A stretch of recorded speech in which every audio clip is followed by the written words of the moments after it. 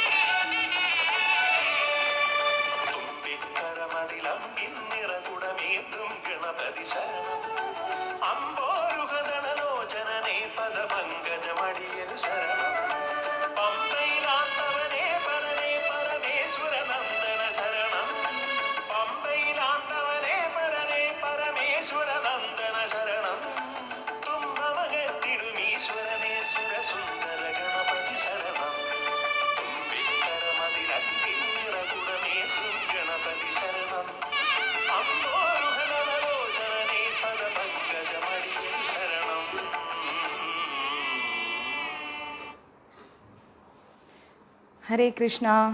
ഇന്ന് വളരെ സന്തോഷമുള്ളൊരു ദിവസമാണല്ലേ. വിനായക ചതുർത്ഥിയാണ്. പൊതുവേ എനിക്ക് തോന്നുന്നു വിനായക ചതുർത്ഥിയൊക്കെ കുറച്ചും കൂടെ പ്രൗഢഗംഭീരമായി ആഘോഷിക്കുന്നത് നോർത്ത് ഇന്ത്യയിലാണെന്ന്. പക്ഷേ ഇപ്പോൾ ഒരുപാട് സത്സംഗങ്ങളൊക്കെ പോകുന്നത് കൊണ്ട് നമ്മുടെ ഇവിടെയൊക്കെ ഒത്തിരി ആഘോഷങ്ങളെക്കുറിച്ച് നല്ല ഒരു പരിജ്ഞാനം എല്ലാവർക്കും കിട്ടിയിട്ടുണ്ട്. അങ്ങനെ കിട്ടി തുടങ്ങിയത് കൊണ്ട് വിനായക ചതുർത്ഥിയൊക്കെ നമ്മളും കുറച്ചും കൂടെ അതിൻ്റെ തത്വം എന്താണ് എന്ന് മനസ്സിലാക്കിക്കൊണ്ട് ആഘോഷിക്കാൻ തുടങ്ങി അല്ലേ. വളരെ നല്ല കാര്യം. നമുക്ക് ഇന്ന് രാത്രിയിലെ ക്ലാസ് ഗണേശ പുരാണം എടുക്കണം എന്ന് ഞാൻ കരുതി, പക്ഷേ ഞാൻ അതിൻ്റെ ഗ്രന്ഥം കയ്യിൽ കരുതിയിട്ടില്ല. അതുകൊണ്ട് ഗണേശ തത്വം എടുക്കാം. നമുക്കറിയാം 32 ഗണപതി ഭാവങ്ങളുണ്ടെന്ന്. ഈ 32 ഗണപതി ഭാവങ്ങൾ എന്താണ് എന്നുള്ളതാണ് കൂടുതൽ ആളുകൾക്കും അറിയാതിരിക്കുന്നത്. അപ്പോൾ നമുക്ക് പോയിട്ട് വാ ആശാ മാതാജി. അപ്പോൾ നമുക്ക് ഗണേശ തത്വം എന്താണ് എന്നുള്ളത് ചെറിയൊരു ക്ലാസ്സായിട്ട് ഇന്ന് രാത്രി എടുത്തിട്ട് പോകാം. രാത്രി 8:30 മണിയുടെ ക്ലാസ്. രാവിലെ നമുക്ക് ഗീത എടുക്കാം. പക്ഷേ ഗണേശനെ കുറിച്ചൊരു 2 വാക്ക് നമുക്ക് പറഞ്ഞില്ലെങ്കിൽ വളരെ മോശമല്ലേ? ഇന്ന് പൊതുവേ വിഘ്നേശ്വരൻ്റെ ജന്മദിനമാണ്. അപ്പോൾ നമുക്കെല്ലാവർക്കും വളരെ പ്രിയപ്പെട്ട ദിവസമാണ് നമ്മൾ ജനിച്ച ദിവസം. അപ്പോൾ അതുപോലെ അദ്ദേഹത്തിൻ്റെ ജന്മദിനമാണിന്ന്. അദ്ദേഹമാണ് മഹാഭാരതം എഴുതിയത് എന്നുള്ളതും എല്ലാവർക്കും അറിയാവുന്ന കാര്യമാണ്. വിഘ്നങ്ങൾ കൂടാതെ എഴുതാൻ വേണ്ടിയിട്ടാണ് വ്യാസദേവനുമായി സംയോജിച്ച് ഗണേശ ഭഗവാൻ മഹാഭാരതം എഴുതുന്നത്. ആ മഹാഭാരതം അന്നും ഇന്നും എന്നും നമുക്ക് വളരെ വളരെ വളരെ പ്രിയപ്പെട്ടതാണ്. മഹാഭാരതത്തെക്കുറിച്ച് പറയുകയാണെങ്കിൽ മഹാഭാരതത്തിലില്ലാത്തതൊന്നും ലോകത്തിലില്ല, ലോകത്തിലില്ലാത്തതൊന്നും മഹാഭാരതത്തുമില്ല. അങ്ങനെ നോക്കുമ്പം ഒരു കംപ്ലീറ്റായ ഗ്രന്ഥമാണെന്ത് മഹാഭാരതം. ആ മഹാഭാരതത്തിൽ നിന്നുള്ള ഒരു ഏട് തന്നെയാണ് നമ്മൾ പഠിക്കുന്ന ഭഗവത്ഗീത. കുരുക്ഷേത്ര യുദ്ധഭൂമിയിൽ വെച്ചിട്ട് ഭഗവാൻ അർജുനന് പറഞ്ഞു കൊടുക്കുന്ന ഉപദേശമാണ്. ആ ഉപദേശം എന്ന് പറഞ്ഞാൽ മനുഷ്യ ജീവിതത്തിൻ്റെ അടിസ്ഥാനമാണ്. എങ്ങനെ ഒരു മനുഷ്യൻ ജീവിക്കണം എന്നുള്ളതിനെക്കുറിച്ച് കൃത്യമായി പറയുന്ന ഒരു ഗ്രന്ഥമാണ് ഭഗവത്ഗീത. ഞാൻ മുമ്പ് ക്ലാസ്സിൽ പറഞ്ഞതുപോലെ ഒരു മിക്സി വാങ്ങുമ്പോഴായാലും എന്തെങ്കിലും ഒരു ഇലക്ട്രോണിക് ഐറ്റം വാങ്ങുമ്പോൾ, അല്ലെങ്കിൽ നമ്മളുടെ ഒരു മൊബൈൽ വാങ്ങുമ്പോൾ അതിലൊരു യൂസർ മാനുവൽ കിട്ടാനുണ്ട്. ആ ഒരു പാക്കറ്റ് ഓപ്പൺ ചെയ്ത് നോക്കുമ്പോൾ ഒരു യൂസർ മാനുവൽ അതിലുണ്ടാവും അല്ലേ? ആ യൂസർ മാനുവൽ നമ്മളൊന്ന് നോക്കിയിട്ട് നമ്മളൊന്ന് ജസ്റ്റ് വായിച്ചു നോക്കും. ഇതെങ്ങനെയാണ് ഉപയോഗിക്കുന്നത്, എന്തൊക്കെയാണ് ഇതിൽ പറഞ്ഞിരിക്കുന്നത്, എങ്ങനെയാണ് ഇത് കണക്ട് ചെയ്യേണ്ടത് എന്നുള്ളതിനെക്കുറിച്ച് ഒരു അവലോകനം. അതുപോലെ മനുഷ്യ ജീവിതത്തിൽ നമ്മൾക്ക് ഭഗവാൻ നൽകിയിരിക്കുന്ന ഒരു യൂസർ മാനുവലാണ് എന്തെന്ന് പറയുന്നത് ഭഗവത്ഗീത എന്ന് പറയുന്നത്. ഈ ഭഗവത്ഗീത യഥാരൂപത്തിലൂടെ എല്ലാവർക്കും ഹൃദയം നിറഞ്ഞ വിനായക ചതുർത്ഥി ആശംസകൾ. ശ്രീകണ്ഠൻ പ്രഭുവിനും അദ്ദേഹത്തിൻ്റെ കൂടെയുള്ള വിങ്ങിനും സന്തോഷേട്ടനും എല്ലാവർക്കും. അപ്പോൾ മനുഷ്യ ജീവിതത്തിൽ അപ്ലൈ ചെയ്യേണ്ട ഒരു യൂസർ മാനുവലാണ് എന്തെന്ന് പറയുന്നത് ഭഗവത്ഗീത എന്ന് പറയുന്നത്. ഈ ഭഗവത്ഗീത ആരാണോ മനുഷ്യ ജീവിതത്തിൽ അപ്ലൈ ചെയ്യുന്നത് അവർക്ക് ജീവിതത്തിൽ ഒരുപാട് മാറ്റം കൈവരിക്കാൻ സാധിക്കും. അതർവൈസ് നമ്മുടെ ജീവിതം ഒരു വേസ്റ്റായ ജന്മമായി പോകും. നമ്മളാരും നമ്മുടെ ജീവിതം നശിക്കാനോ നിരർത്ഥകമായി പോകാനോ അല്ല നമ്മൾ ജീവിക്കുന്നത്. എന്തെങ്കിലുമൊക്കെ അർത്ഥങ്ങൾ നമ്മുടെ ജീവിതത്തിൽ ഉണ്ടാവണം. എവിടെയെങ്കിലുമൊക്കെ നമുക്കും സന്തോഷിക്കണം, എവിടെയെങ്കിലുമൊക്കെ നമുക്കും ഒന്ന് മനസ്സറിഞ്ഞ് ചിരിക്കണം അല്ലേ? ചിന്തകളൊക്കെ നമ്മളാക്കി മാറ്റണമെങ്കിൽ നല്ല ചിന്തകൾ നമ്മുടെ ബുദ്ധിയിൽ കൈവരിക്കാൻ ശ്രമിക്കണം. നമുക്ക് ചുറ്റും നിരവധി നെഗറ്റീവ് ആയിരിക്കുന്ന കാര്യങ്ങൾ നമ്മളെ എപ്പോഴും ടോർച്ചർ ചെയ്തുകൊണ്ടേയിരിക്കും. പക്ഷെ ആ ടോർച്ചറെങ്കിലും നമ്മൾ എങ്ങനെ അതിനെ പോസിറ്റീവിലേക്ക് മാറ്റിയെടുക്കുന്നു എന്നുള്ളതിലാണ് നമ്മുടെ ജീവിതത്തിൻ്റെ വിജയം ഇരിക്കുന്നത്. അങ്ങനെ പോസിറ്റീവിലേക്ക് മാറ്റിയെടുക്കാൻ നമ്മൾക്ക് ഭഗവാൻ നൽകിയ ഒരു മാർഗമാണ് എന്തെന്ന് പറയുന്നത് ഭഗവത്ഗീത എന്ന് പറയുന്നത്. നിരവധി ഭഗവത്ഗീത ഉണ്ടെങ്കിൽ കൂടിയും ശ്രീല പ്രഭുപാദരുടെ ഗീത എന്ന് പറയുന്നത് ഏതൊരു ചെറിയ കുട്ടിക്കും വളരെ സിമ്പിളായിട്ട് അർത്ഥം മനസ്സിലാക്കാനും എന്താണ് ഭഗവാൻ ഉദ്ദേശിക്കുന്നത് എന്നുള്ളത് വളരെ എളുപ്പത്തിൽ മനസ്സിലാക്കാൻ സാധിക്കുന്ന ഒരു ഗ്രന്ഥമാണ്. അതുകൊണ്ട് എല്ലാവരും ഭഗവത്ഗീത വാങ്ങി കയ്യിൽ വയ്ക്കുക. ഒരു 5 ദിവസം കൂടെ ഞാൻ നിങ്ങൾക്ക് ടൈമുണ്ട്. 5 ദിവസം കഴിഞ്ഞാൽ പിന്നെ ഞാൻ അയക്കാൻ കുറച്ച് സമയമെടുക്കും. ആർക്കെങ്കിലുമൊക്കെ ക്ലാസ്സിലിരിക്കുന്നവർക്ക് ഭഗവത്ഗീത യഥാരൂപം ഇല്ല എങ്കിൽ ദയവായി 9342494941 എന്ന നമ്പറിലേക്ക് ഒരു മെസ്സേജ് ഇടുക. 93 42 49 49 41 എന്ന നമ്പറിലേക്ക് ഒരു മെസ്സേജ് ഇടുക. നിങ്ങൾക്ക് ഭഗവത്ഗീത ബൈ പോസ്റ്റ് എത്തുന്നതായിരിക്കും. കിട്ടിക്കഴിയുമ്പോൾ നിങ്ങൾ അതിൻ്റെ പൈസ അടച്ചാൽ മതി. നമ്മുടെ മഞ്ചേരീസിലൂടെ എല്ലാം അങ്ങനെയാണ്. നിങ്ങൾ എന്ത് ഓർഡർ ചെയ്യുന്നോ അത് നിങ്ങളുടെ കയ്യിൽ എത്തിയതിന് ശേഷമേ നമ്മൾ പണം വാങ്ങുകയുള്ളൂ.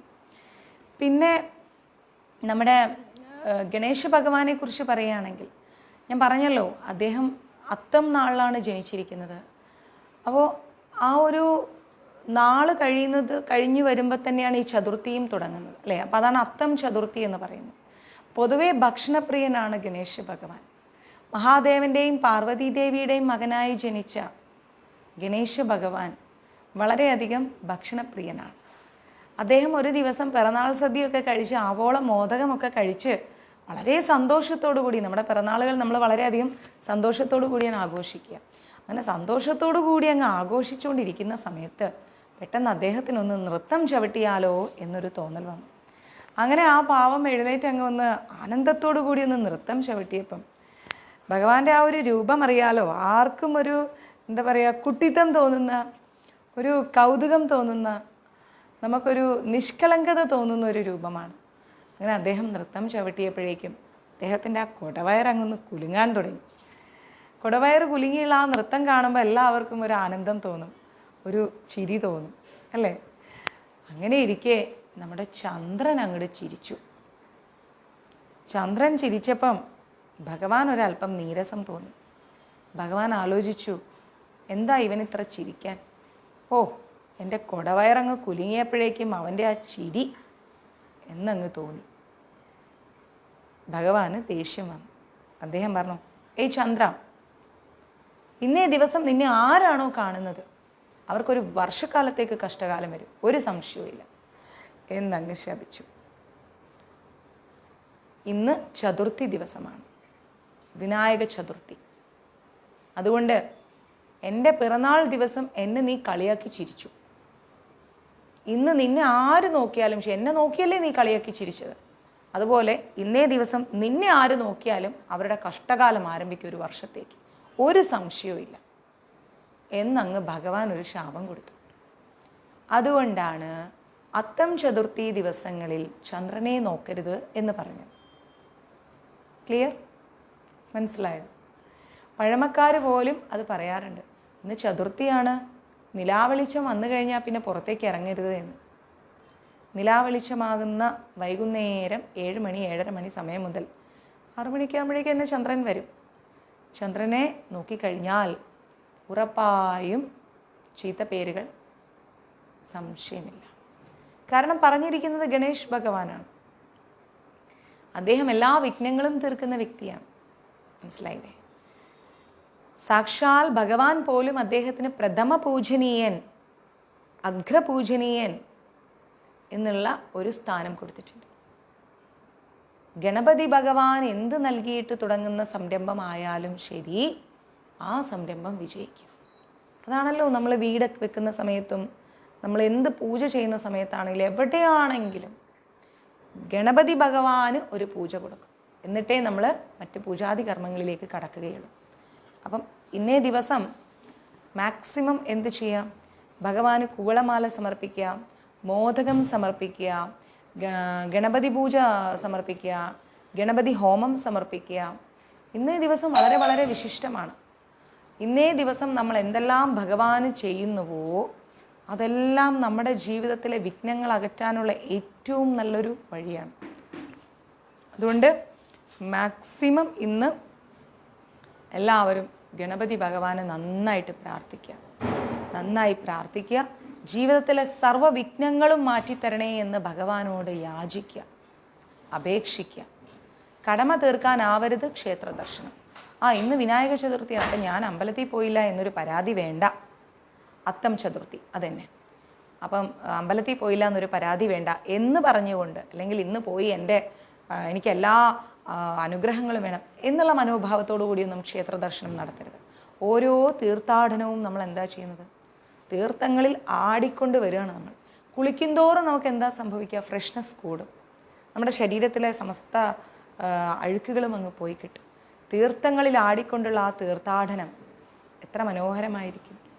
അപ്പോൾ ചോദിക്കും, മാതാജി എല്ലാ ക്ഷേത്രങ്ങളിലും കുളമൊന്നും ഇല്ലല്ലോ, എല്ലായിടത്തും കുളിക്കുന്നില്ലല്ലോ. എല്ലാ ക്ഷേത്രങ്ങളിലും തീർത്ഥം നമ്മൾ സേവിക്കുന്നുണ്ട്, ആ തീർത്ഥം നമ്മൾ കഴിക്കുന്നു, തീർത്ഥം നമ്മൾ ആടുന്നു, ഇല്ലേ? ഇങ്ങനെ ചെയ്യാറില്ലേ നമ്മൾ തലയിൽ? നമ്മൾ ശിരസിൽ അത് കൊള്ളുകയാണ്.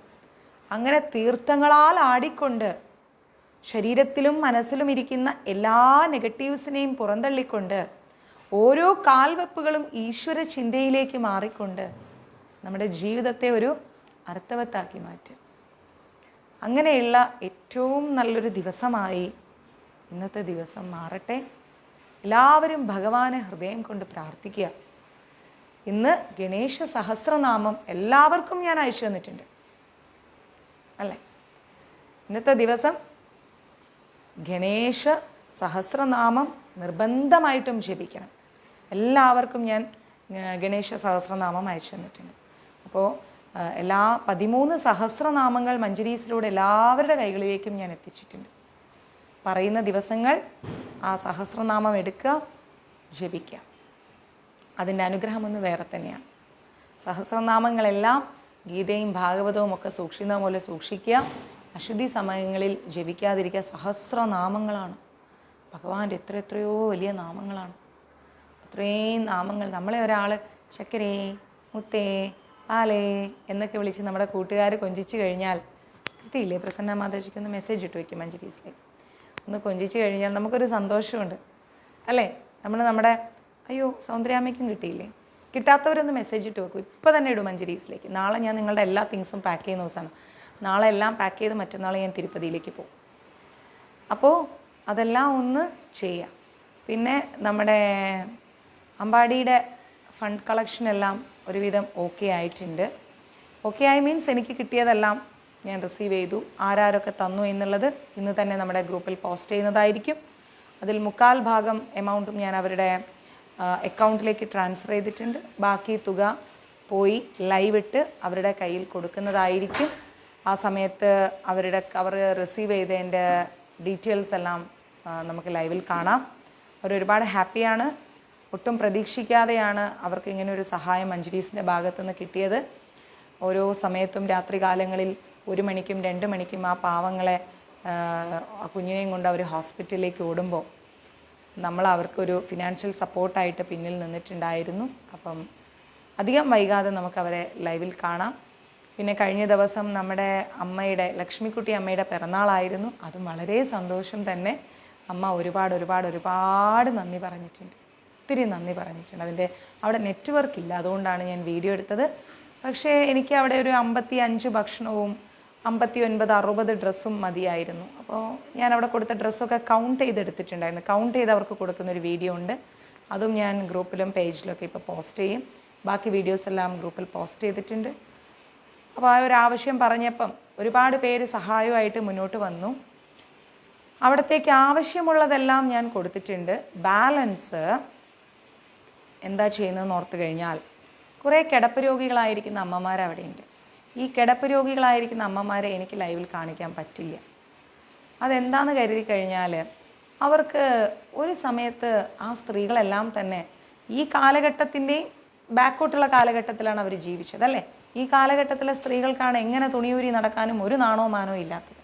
പക്ഷെ അന്നത്തെ കാലഘട്ടത്തിലെ സ്ത്രീകൾ എന്ന് പറയുന്നത് അവരെവിടെയും കാണിക്കാതെ തട്ടമിട്ട് മറച്ച സ്ത്രീകളായിരുന്നു.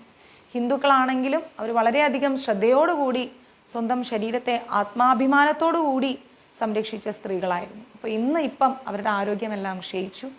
അവർക്കൊന്ന് ശരിയാവണ്ണം വസ്ത്രം ധരിക്കാൻ സാധിക്കില്ല. ഒരു നൈറ്റി അത്രേ അവർക്ക് യൂസ് ചെയ്യാൻ പറ്റും. അതുപോലും നമ്മളൊന്ന് പൊക്കി കൊടുക്കേണ്ടി വരും. ഒന്ന് മൂത്രം ഒഴിക്കണമെങ്കിൽ, ഒന്ന് ബാത്റൂമിൽ പോകണമെങ്കിൽ. അപ്പോൾ അതിന് വേണ്ട സൗകര്യങ്ങളൊക്കെ കഴിഞ്ഞ ദിവസം ഞാൻ അവർക്ക് ഒരുപാട് പേർക്ക് അതൊക്കെ ചെയ്തു കൊടുത്തു. ക്ലീനിങ്ങും കാര്യങ്ങളൊക്കെ അമ്മമാർക്ക് ചെയ്തു കൊടുത്തു. അപ്പം എപ്പോഴും ബാത്റൂമിൽ പോകുന്നതൊക്കെ ബെഡിലൊക്കെ ആയതുകൊണ്ടും അങ്ങനെ പല പല പ്രയാസങ്ങളുള്ളത് കൊണ്ടും ആണ് ഞാനത് ലൈവ് കാണിക്കാത്തത് ആ അമ്മമാരെ. അങ്ങനെ കിടപ്പ് രോഗികളായിരിക്കുന്ന അമ്മമാർക്കും അല്ലാത്തവർക്കും കിടക്കാൻ നല്ല ബെഡ്ഷീറ്റ് വേണമെന്ന് പറഞ്ഞു. ബെഡ്ഷീറ്റ്, കുറച്ച് പൗഡർ, അവരുടെ ഈ പുറമൊക്കെ പൊട്ടാതിരിക്കാനുള്ള പൗഡർ, കുറച്ച് നല്ല റബ്ബർ ഷീറ്റുകൾ, പിന്നെ ടവൽസ്. അപ്പം ഒരാൾക്ക് ഒന്ന് കൊടുക്കുമ്പോൾ മറ്റൊരാൾക്ക് മറ്റൊന്ന് കൊടുക്കുന്നതിനോട് എനിക്കിഷ്ടമില്ല. കൊടുക്കുമ്പോൾ എല്ലാവർക്കും തുല്യമായി കൊടുക്കണം. കുട്ടിയിൽ നിന്ന് കുട്ടിയിലേക്കെന്ന് പറഞ്ഞതുപോലെ ഒരാൾക്ക് കൊടുക്കുമ്പം ആ കണ്ണടുത്ത ആളുടെ കൈകളിലേക്കാണ് പോകുന്നത്. മേ ബി എനിക്ക് ചിലപ്പം മഞ്ഞ കളർ ഒരുപാട് ഇഷ്ടമായിരിക്കാം, പക്ഷെ നിങ്ങൾ എനിക്ക് കൊണ്ടുതരുന്നത് ഒരു പച്ച കളറായിരിക്കാം. അതേ മഞ്ഞ കളർ അടുത്തൊരാളുടെ കയ്യിലിരിക്കുമ്പോൾ എന്തായാലും നമുക്കൊരാഗ്രഹം വരും അല്ലേ.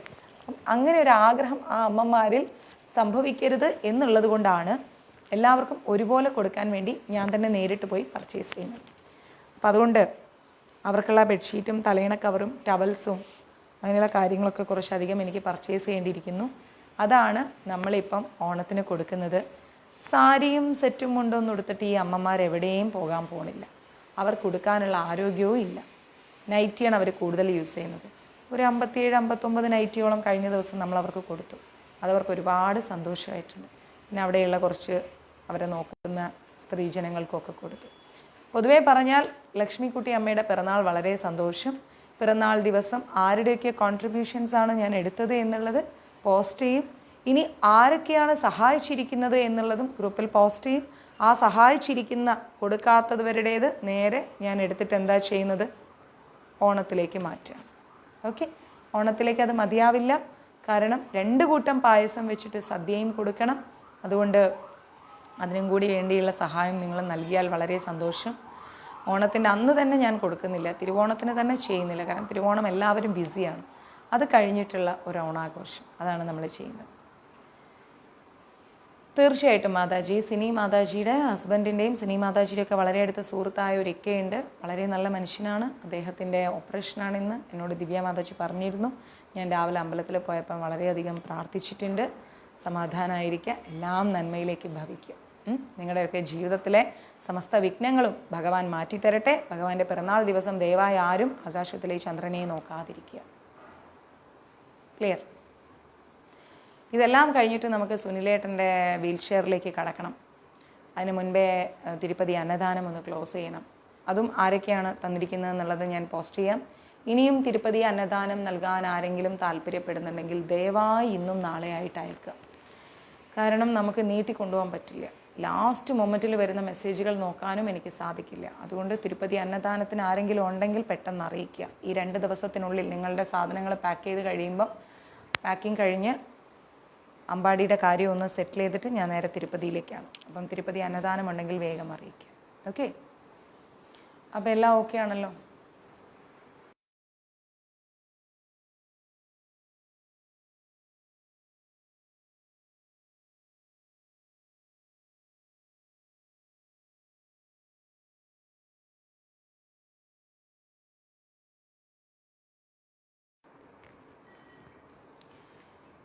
ഹാപ്പി?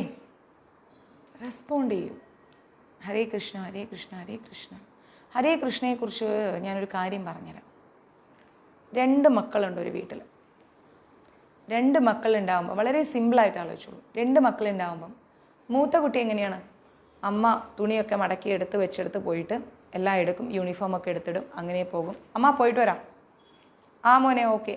ചോറ് കൊണ്ടുപോകുന്നില്ലേ? ആ എടുത്തു. രണ്ടാമത്തെ കുട്ടി എങ്ങനെയാണ്? അമ്മ അമ്മ അത് തരൂ, അമ്മ ഇത് തരൂ, അമ്മ അങ്ങനെ ചെയ്യൂ, അമ്മ ഇങ്ങനെ ചെയ്യൂ, അമ്മ അമ്മ അമ്മ അമ്മ അമ്മ അമ്മ ഓൾവേസ് അമ്മ അമ്മ അമ്മ അമ്മ. അപ്പം ആർക്കായിരിക്കും കൂടുതൽ അമ്മയുമായിട്ട് അറ്റാച്ച്ഡ്? ആർക്കായിരിക്കും?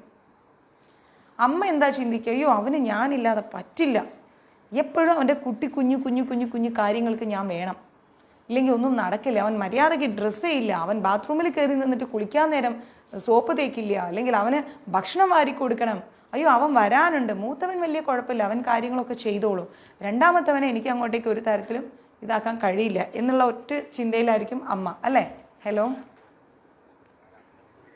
ആ മനസ്സിലായ അച്ഛൻ. എന്നോട് ദിവ്യ പറഞ്ഞു അച്ഛൻ അമ്പലത്തിലാണെന്ന്. ഞാൻ പോയിരുന്നു രാവിലെ. ആ ആ ആയിക്കോട്ടെ, ഞാൻ അച്ഛനെ ക്ലാസ് കഴിഞ്ഞിട്ട് വിളിക്കട്ടെ? ആ ഞാൻ ചെയ്യാം, വൈകുന്നേരം ഞാൻ പോകുന്നുണ്ട് ഒന്നുകൂടെ. ഞാൻ അച്ഛനെ ക്ലാസ് കഴിഞ്ഞിട്ട് അങ്ങോട്ട് തിരിച്ച് വിളിക്കാം. മറ്റേ ഗണപതി ക്ഷേത്രമല്ലേ കുണ്ടൂപ്പറമ്പ്? പിന്നെ ബാലസുബ്രഹ്മണ്യ ക്ഷേത്രമില്ലേ നമ്മളിവിടെ തളിയിൽ? ആ ഞാൻ അവിടെ പൊക്കോളാം. എന്നാൽ അച്ഛൻ ഇവിടെ പോയില്ലേ? ആ എന്നാൽ ഇനി അച്ഛൻ പോകണ്ട, ഞാൻ പൊക്കോളാം. ഞാൻ വൈകുന്നേരം ഇറങ്ങിക്കോളാം. ഞാൻ പറയാം. ആ ആ ആ ആയിക്കോട്ടെ ആയിക്കോട്ടെ. പിന്നെ ഞാൻ പറഞ്ഞു കൊടുക്കാം, ഞാൻ ചെയ്തോളാം. ആ ശരി എന്നാൽ. എന്നാൽ അച്ഛൻ വരണ്ട, ഞാൻ പൊക്കോളാം. വേണ്ട അച്ഛൻ വരണ്ട, ഞാൻ പൊക്കോളും. ആ ശരി എന്നാൽ. അച്ഛൻ രാവിലെ തന്നെ എണീറ്റ് എല്ലാവരുടെ പേരിലും ഗുരുവായൂർ മഞ്ജരീസിൻ്റെ പേരിലൊക്കെ നാളികേരം അടിക്കാൻ പോയിരിക്കുക പാവം. അച്ഛൻ പറയാം, ഞാൻ എല്ലാം അടിച്ചു, 150 രൂപയാണ് ഓട്ടോയ്ക്ക്, ഇനി അച്ഛൻ വൈകുന്നേരം കാലും വലിച്ചുകൊണ്ട് വരണ്ടേന്ന്. വേണ്ട, ഞാൻ പറഞ്ഞു അച്ഛൻ വരണ്ട, ഞാൻ പൊക്കോളാന്ന് പറഞ്ഞു. ഞാൻ രാവിലെ പോയതാണ്, എന്നാലും അച്ഛനൊരു സമാധാനം. അപ്പോൾ എപ്പോഴും ഹരേ കൃഷ്ണ അച്ഛ, ഹരേ കൃഷ്ണ അമ്മ. അപ്പോൾ എപ്പോഴും ആർക്കാണ് അറ്റാച്ച്മെൻ്റ് ഉണ്ടാവല്? രണ്ടാമത്തെ കുട്ടിയോട് അമ്മയ്ക്കാണ് കൂടുതൽ അറ്റാച്ച്മെൻറ്റ് വരിക, അല്ലേ? അപ്പോൾ ആ ഒരു അറ്റാച്ച്മെൻ്റ് ആണ്, ഹരേ കൃഷ്ണ ഭഗവാൻ ഞാൻ ഭക്ഷണം കഴിക്കാൻ പോകുന്നു, ഹരേ കൃഷ്ണ ഭഗവാൻ ഞാൻ പോയിട്ട് വരാം, ഹരേ കൃഷ്ണ ഞാൻ കുളിക്കാൻ പോകുന്നു, ഹരേ കൃഷ്ണ ഞാൻ ഉറങ്ങാൻ പോകുന്നു. ഒരാളെ കണ്ടാൽ ഹരേ കൃഷ്ണ അങ്ങ് വരും. ഇതാണ് രണ്ടാമത്തെ കുട്ടിയും അമ്മയും തമ്മിലുള്ള ബന്ധം പോലെ ഹരേ കൃഷ്ണ എന്ന നാമം പറഞ്ഞുകൊണ്ട് നമ്മൾ എന്ത് കാര്യം ചെയ്യുമ്പോഴും നമ്മളും ഭഗവാനും തമ്മിലുള്ളൊരു ബന്ധം. അപ്പോൾ ഭഗവാൻ എന്താ പറയുക?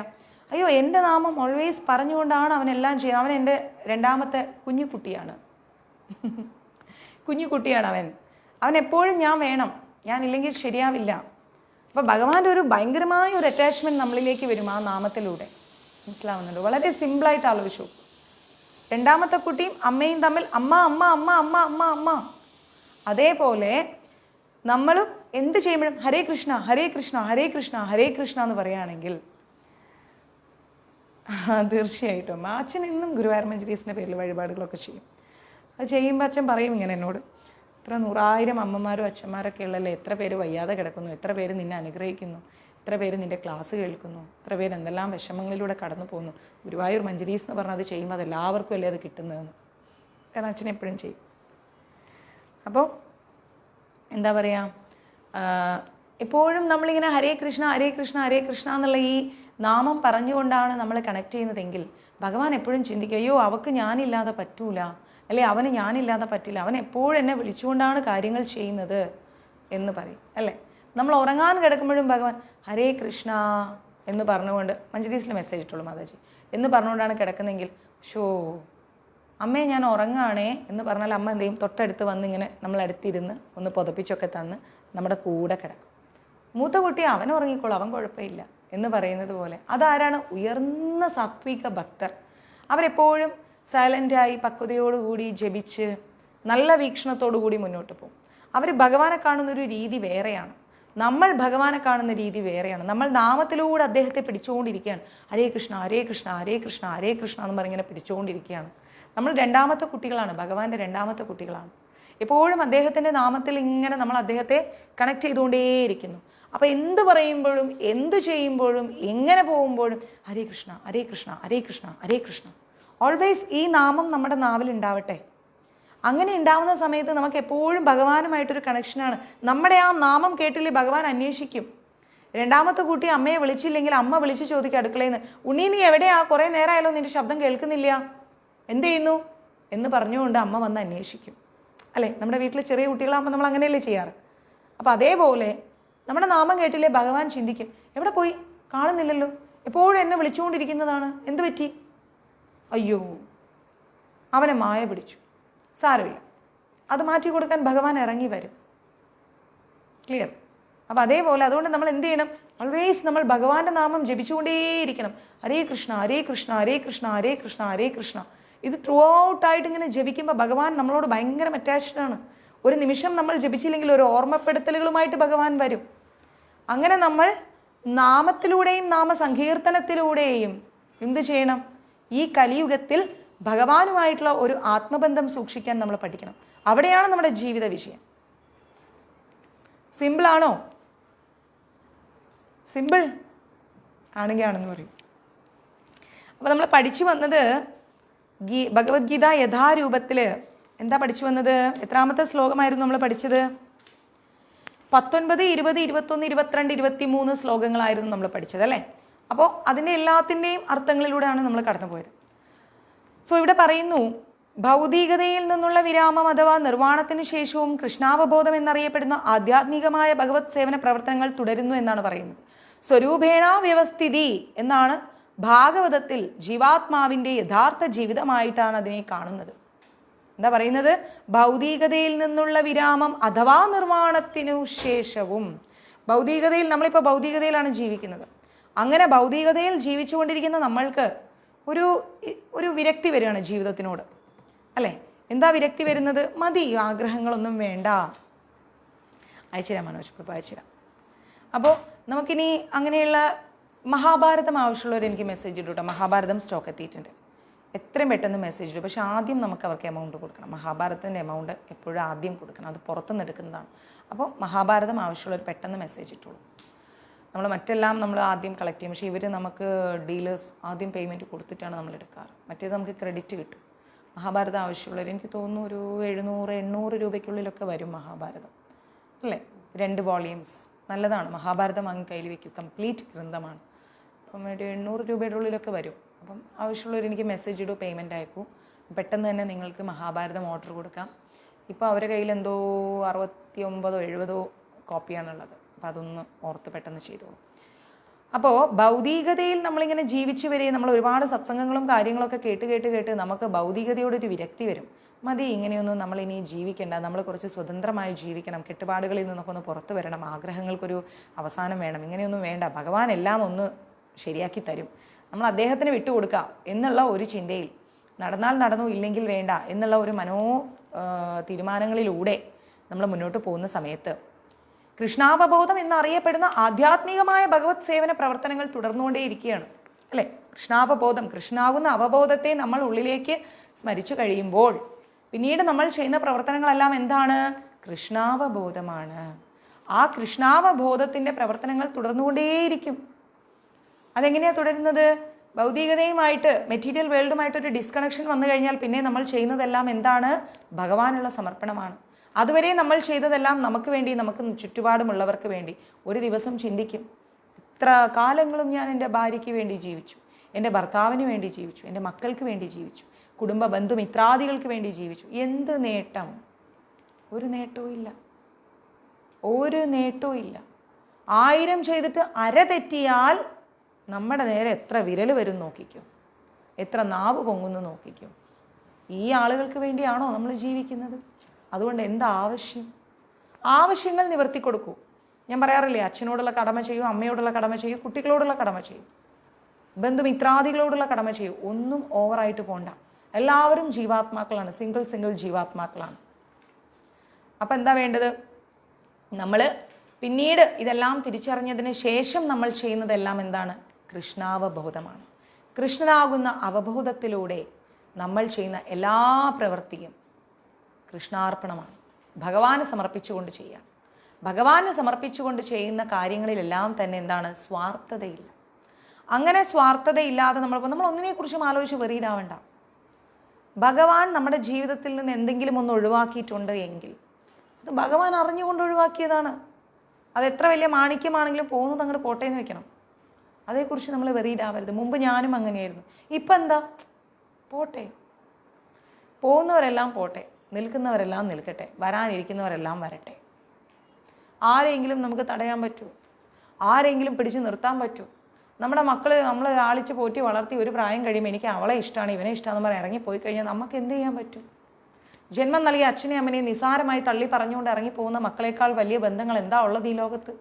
ഒന്നുമില്ല. പോകുന്നതെല്ലാം പോട്ടെ. ഭഗവാൻ അറിയാതെ നമ്മുടെ ജീവിതത്തിൽ ഒന്നും സംഭവിക്കുന്നില്ല എന്ന ഒരു പൂർണ്ണ ബോധം നമുക്ക് ആദ്യം ഉണ്ടാവണം. നമ്മൾ പ്രതീക്ഷിക്കാതെ ചില കാര്യങ്ങളെല്ലാം ജീവിതത്തിലേക്ക് കടന്നു വരും, ചില വ്യക്തികൾ കടന്നു വരും. ഇതൊക്കെ ഭഗവാന്റെ ലീലകളാണ്. അദ്ദേഹം എന്തൊക്കെയോ പ്ലാൻ ചെയ്യുന്നുണ്ട് അവിടെ ഇരുന്നിട്ട്. ഇന്ന ആൾ വരട്ടെ, ഇന്ന ആൾ പോട്ടെ, ഇന്നത് കിട്ടട്ടെ, ഇന്ന സ്ഥലത്തെത്തട്ടെ, ഇന്ന കാര്യങ്ങൾ ചെയ്യട്ടെ. അപ്പം അതിനതീതമായി നമ്മൾ പ്രവർത്തിക്കാൻ പോണ്ട. അപ്പം എന്താ പറയുന്നത്? സ്വരൂപേണ വ്യവസ്ഥിതി എന്നാണ് ഭാഗവതത്തിൽ പറഞ്ഞിരിക്കുന്നത്. ജീവാത്മാവിൻ്റെ യഥാർത്ഥ ജീവിതമായിട്ടാണ് അതിനെ കാണുന്നത്. അതുവരെ ജീവാത്മാവ് ജീവിക്കുന്നത് എന്താണ്? സത്യം മഹാധർമ്മം ചര. തീർച്ചയായിട്ടും അതുവരെ ജീവാത്മാവ് ജീവിക്കുന്നത് എങ്ങനെയാണ്? അവരവരുടേതായ ആവശ്യങ്ങൾ മുൻനിർത്തിക്കൊണ്ടാണ്. നമ്മൾ നമ്മുടെ കാര്യം നോക്കിക്കൊണ്ടാണ് ജീവിക്കുന്നത്. കൃഷ്ണാവബോധം ഉള്ളിൽ വന്നു കഴിഞ്ഞാൽ എന്താ ഉണ്ടാവുക? പിന്നെ നമ്മളെല്ലാം ഭഗവാന് വേണ്ടിയിട്ടുള്ള ജീവിതമായി. ഭഗവാനോടൊപ്പം ഭഗവാൻ എന്തു പറയുന്നു അങ്ങനെ ജീവിക്കുമ്പോൾ പലപ്പോഴും നമ്മൾ തെറ്റുകാരാവാം. തീർച്ചയായിട്ടും തെറ്റുകാരാവാം. നമ്മൾ മറ്റുള്ളവരെ കണ്ണിൽ വലിയ അപരാധികളായി മാറും, ക്രൂരന്മാരായി മാറും, സ്നേഹമില്ലാത്തവരായി മാറും, സ്വാർത്ഥ മനോഭാവമുള്ളവരായി മാറും. ആയിക്കോട്ടെന്നേ, തിരുത്താൻ പോകണ്ട. കാലം തിരുത്താത്തതായിട്ട് ഒന്നുമില്ല. ഞാൻ അങ്ങനെയാണ് ഇപ്പോൾ വിശ്വസിക്കാറ്. കാലം തിരുത്താത്തതായിട്ട് ഒന്നുമില്ല. ഏതൊരു കാര്യം ഉണ്ടെങ്കിലും ഒരു ദിവസം ഭഗവാൻ അത് തിരുത്തി തരും. സാക്ഷാൽ ഭഗവാൻ പോലും കക്കാണ്ട് കള്ളൻ എന്ന പേര് വാങ്ങിയിട്ടുണ്ട്. ജനിച്ച സമയം തന്നെ അമ്മയും അച്ഛനെയും വിട്ടിട്ട് പോകേണ്ടി വന്നിട്ടുണ്ട്. വളർന്ന സാഹചര്യത്തിൽ ഒരു ദിവസം പോലും സമാധാനമില്ലാതെ ജീവിക്കേണ്ടി വന്നിട്ടുണ്ട്. ചെയ്യാത്ത തെറ്റുകൾക്ക് ഒരുപാട് അപരാധങ്ങൾ ഏറ്റുവാങ്ങിയിട്ടുണ്ട് അല്ലേ? അപ്പോഴും അദ്ദേഹം അതൊരു പുഞ്ചിരി കൊണ്ട് നേരിട്ടിട്ടുണ്ട്. എവിടെയും അദ്ദേഹം തിരുത്താൻ പോയിട്ടില്ല. അദ്ദേഹത്തിനൊപ്പമുണ്ടായിരുന്നവർ പോലും അദ്ദേഹത്തെ ഉപേക്ഷിച്ചിട്ടുണ്ട്. കുറ്റക്കാരൻ എന്ന് പറഞ്ഞിട്ടുണ്ട്. വാഴ്ത്തിപ്പാടിയ നാവുകൾ തന്നെ കള്ളൻ എന്ന് പറഞ്ഞിട്ടുണ്ട്. അപ്പോൾ നമ്മൾ എന്താ വേണ്ടത്? നമ്മളെല്ലാം ഈശ്വരന് വിട്ടുകൊടുക്കുക. ഈശ്വരന് വിട്ടിട്ട് ഈശ്വരനുമായിട്ട് മുന്നോട്ട് പോവാം. അതാണ് നമുക്ക് വേണ്ടത്. നമ്മളെ വേണ്ട എന്ന് തോന്നുന്നിടത്ത് നിന്ന് നമ്മൾ പിന്മാറാൻ പഠിക്കണം. നമ്മൾ ഭഗവാനുമായിട്ടൊരു ആത്മബന്ധം സൂക്ഷിക്കണം. ഭഗവാൻ ഒരിക്കലും നമ്മളെ എന്ത് ചെയ്യില്ല? കൈവിടില്ല. മനസ്സിലായില്ലേ? ഒരിക്കലും ഭഗവാൻ കൈവിടില്ല. ആരൊക്കെ ഈ ലോകത്തിൽ കൈവിട്ടാലും ശരി, ഭഗവാൻ നമ്മളെ കൈവിടില്ല. ആ ഒരു ഉത്തമമായ ബോധ്യം നമുക്കുണ്ടാവണം. എങ്കിലാണ് നമ്മുടെ ജീവിതം പൂർണ്ണതയിലേക്ക് എത്തുന്നത്. അപ്പോൾ അതുവരെ നമ്മൾ ജീവിച്ചത് നമുക്ക് വേണ്ടിയാണ്. തീർച്ചയായിട്ടും അദ്ദേഹമാണ് ഏറ്റവും വലിയ മോട്ടിവേറ്റർ. അതുവരെ നമ്മൾ ജീവിക്കുന്നത് നമുക്കും നമ്മുടെ ബന്ധുമിത്രാദികൾക്കും വേണ്ടിയിട്ടാണ്. പക്ഷേ എപ്പോഴാണോ നമ്മൾ അതെല്ലാം വിട്ടിട്ട് ഭഗവാന്റെ ബോധത്തിൽ, ഭഗവാനാകുന്ന ആ ഒരു സത്യത്തെ മനസ്സിലാക്കിക്കൊണ്ട് ജീവിക്കുന്നത്, ആ സമയം മുതൽ ശ്രീമദ് ഭാഗവതത്തിൽ പറയുന്നു സ്വരൂപേണ വ്യവസ്ഥിതി എന്ന്. എന്താ പറയുന്നത്? പിന്നീടുള്ളതാണ് ജീവിതം, യഥാർത്ഥ ജീവിതം. ഓക്കെ രമണൻ, പിന്നീടുള്ള ജീവിതമാണ് യഥാർത്ഥ ജീവിതം. നമ്മൾ നമ്മുടെ ബന്ധുമിത്രാദികൾക്ക് വേണ്ടിയിട്ടൊക്കെ ഒരുപാട് കഷ്ടപ്പെട്ട് ഓടി നടന്ന് ജീവിച്ചിട്ട് ഫലം കിട്ടാതെ വരുമ്പോൾ കിട്ടുന്ന ഒരു ഏകാന്തമായിരിക്കുന്ന അവസ്ഥ, ആ അവസ്ഥയിൽ നിന്നുള്ള തിരിച്ചറിവിലൂടെ ജീവിക്കുന്ന ജീവിതമാണ് യഥാർത്ഥ ജീവിതം ഒരു ജീവാത്മാവ് അനുഭവിക്കുന്നത്. ഭൗതിക സ്പർശത്താൽ മലിനമായിരിക്കുന്ന ആധ്യാത്മിക ജീവിതത്തിൻ്റെ സ്ഥിതിയാണ് വ്യാമോഹം. ഭൗതിക സ്പർശത്താൽ, അതായത് ഈ ലോകത്തിലുള്ള ആഗ്രഹങ്ങൾക്ക് പിന്നാലെ പോയിക്കൊണ്ട് ജീവിക്കുമ്പോൾ മനസ്സിൽ ഒരുപാട് മലിനതകൾ വരും. ദേഷ്യം, വാശി, വെറുപ്പ്, വിദ്വേഷം, അങ്ങനെ ഒരുപാട് മലിനമായ ഒരു അവസ്ഥ വരും നമ്മുടെ മനസ്സിൽ. ആ മലിനമായിരിക്കുന്ന ആധ്യാത്മിക ജീവിതത്തിൻ്റെ സ്ഥിതിയെ, നമ്മുടെ ആധ്യാത്മിക ജീവിതത്തിൻ്റെ സ്ഥിതിനെയാണ്, അതായത് ഭഗവാനോട് അടുക്കാനുള്ള നമ്മുടെ മനസ്സിനെയാണ് ഭൗതികതയിലുള്ള ആഗ്രഹങ്ങൾ നശിപ്പിക്കുന്നത്. അതിനെയാണ് നമ്മൾ വ്യാമോഹം അല്ലെങ്കിൽ മായ എന്ന് പറയുന്നത്. മനസ്സിലാവുന്നുണ്ടോ? ആ മായയിൽ നിന്നാണ് നമ്മൾ പുറത്തു വരേണ്ടത്. ഒരിക്കലും നമുക്ക് ഭൗതികമായിരിക്കുന്ന ആഗ്രഹങ്ങൾ അധികം പാടില്ല. നമ്മളെപ്പോഴും ഭൗതികമായിരിക്കുന്ന ആഗ്രഹങ്ങൾക്ക് പിന്നാലെ പോയി ജീവിക്കും. ആ ജീവിതം അവസാനം നമ്മൾ എന്താ മനസ്സിലാക്കുക? ഇതൊന്നും സത്യമായിരുന്നില്ല. നമ്മളെ എല്ലാവരും യൂട്ടിലൈസ് ചെയ്തു. അങ്ങനെ പറയാത്ത, ജീവിതത്തിൽ അത് പറയാത്ത ഒരു നാവെങ്കിലും ഇല്ല. എല്ലാവരും നമ്മളെ ഉപയോഗിച്ചു, പല തരത്തിൽ ഉപയോഗിച്ചു അല്ലേ? അവസാനം ഒരു കറിവേപ്പില പോലെ ആയി കഴിയുമ്പോൾ നമുക്ക് മനസ്സിലാവും എന്തിനു വേണ്ടിയായിരുന്നു ഇത്ര നാളും ഓടിയത്, ആർക്ക് വേണ്ടി? ആരെയാണോ ഞാൻ ചേർത്ത് പിടിച്ചത് അവർ തന്നെ എന്നെ കൊണ്ടുപോയി അകറ്റി നിർത്തി. അപ്പം ആ ചിന്തയിൽ നിന്ന് പുറത്തു വന്നു കഴിഞ്ഞാൽ വ്യാമോഹത്തിൽ നിന്നും മായയിൽ നിന്നും നമ്മൾ പുറത്തെത്തിയെന്ന് മനസ്സിലാക്കണം. അതുവരെ നമ്മളൊരു മായാലോകത്തായിരുന്നു. എന്ത് വന്നാലും അവരുണ്ടാകും, എന്ത് വന്നാലും ഇവരുണ്ടാകും എന്ന ഒരു എന്താ പറയുക, വ്യാമോഹം, ഒരു മായ, ആ ഒരു ചിന്ത നമുക്കുണ്ടായിരുന്നു. പക്ഷെ ആ ചിന്ത ഒരു ദിവസം ഈശ്വരൻ തിരുത്തി തരും. എന്ത് വന്നാലും അവരുണ്ടാകും എന്ന ചിന്തയിൽ നിന്ന് എന്ത് വന്നാലും ആരും ഉണ്ടാവില്ല എന്നൊരു ചിന്ത ഭഗവാൻ നമുക്ക് കൊണ്ടുത്തരും. ആ ചിന്തയിൽ നിന്ന് പുറത്തു വന്നു കഴിഞ്ഞാൽ നമ്മൾ യഥാർത്ഥത്തിൽ മായയിൽ നിന്ന് പുറത്തു വന്നു എന്ന് സാരം. ഈ ഭൗതിക മാലിന്യത്തിൽ നിന്നുള്ള മോചനം, അതായത് ഈ ലോകത്തിൽ നിന്നുള്ള നമ്മുടെ മോചനം, ജീവാത്മാവിൻ്റെ മൗലികമായ ശാശ്വത സത്ത നശിക്കുന്നു എന്ന് മാത്രമല്ല എന്നർത്ഥമാക്കുന്നില്ല. ഈ ഭൗതികമായിരിക്കുന്ന ഈ ലോകത്തോടുള്ള അറ്റാച്ച്മെൻറ്റിൽ നിന്ന് നമ്മൾ പുറത്തു വന്നാൽ നമ്മുടെ ജീവിതം നശിച്ചു, നമ്മൾ സന്യാസ ജീവിതത്തിലേക്ക് പോയി എന്നൊന്നും ഇല്ല. അങ്ങനെ ഒരു ചിന്തയേ വരണ്ട. അപ്പോഴാണ് നമ്മുടെ ജീവിതം കംപ്ലീറ്റ് ആവുന്നത്. മനസ്സിലാവുന്നത്? നമ്മൾ പറയും ആഗ്രഹങ്ങളിൽ നിന്നെല്ലാം പുറത്തു വന്നു, ഇനി എന്ത്, നാവിന് രുചിയുള്ളതൊന്നും കിട്ടിയില്ലെങ്കിലും കുഴപ്പമില്ല, കിടക്കാനൊരു ചെറിയ സ്ഥലം മതി, എനിക്കിങ്ങനെയൊക്കെ മതി എന്ന് പറഞ്ഞാൽ ആ വ്യക്തിയുടെ ജീവിതം അവിടെ തീരല്ല ചെയ്യുന്നത്. ആ വ്യക്തിയുടെ ജീവിതം അവിടെ ഉയരാണ് ചെയ്യുന്നത്. അപ്പോഴാണ് യഥാർത്ഥത്തിൽ ആ വ്യക്തി ശാശ്വതമായിരിക്കുന്ന, ഒരിക്കലും നശിക്കാത്ത ഒരു സ്ഥാനത്തേക്ക് ആ ജീവാത്മാവ് ഉയർത്തപ്പെടുന്നത്.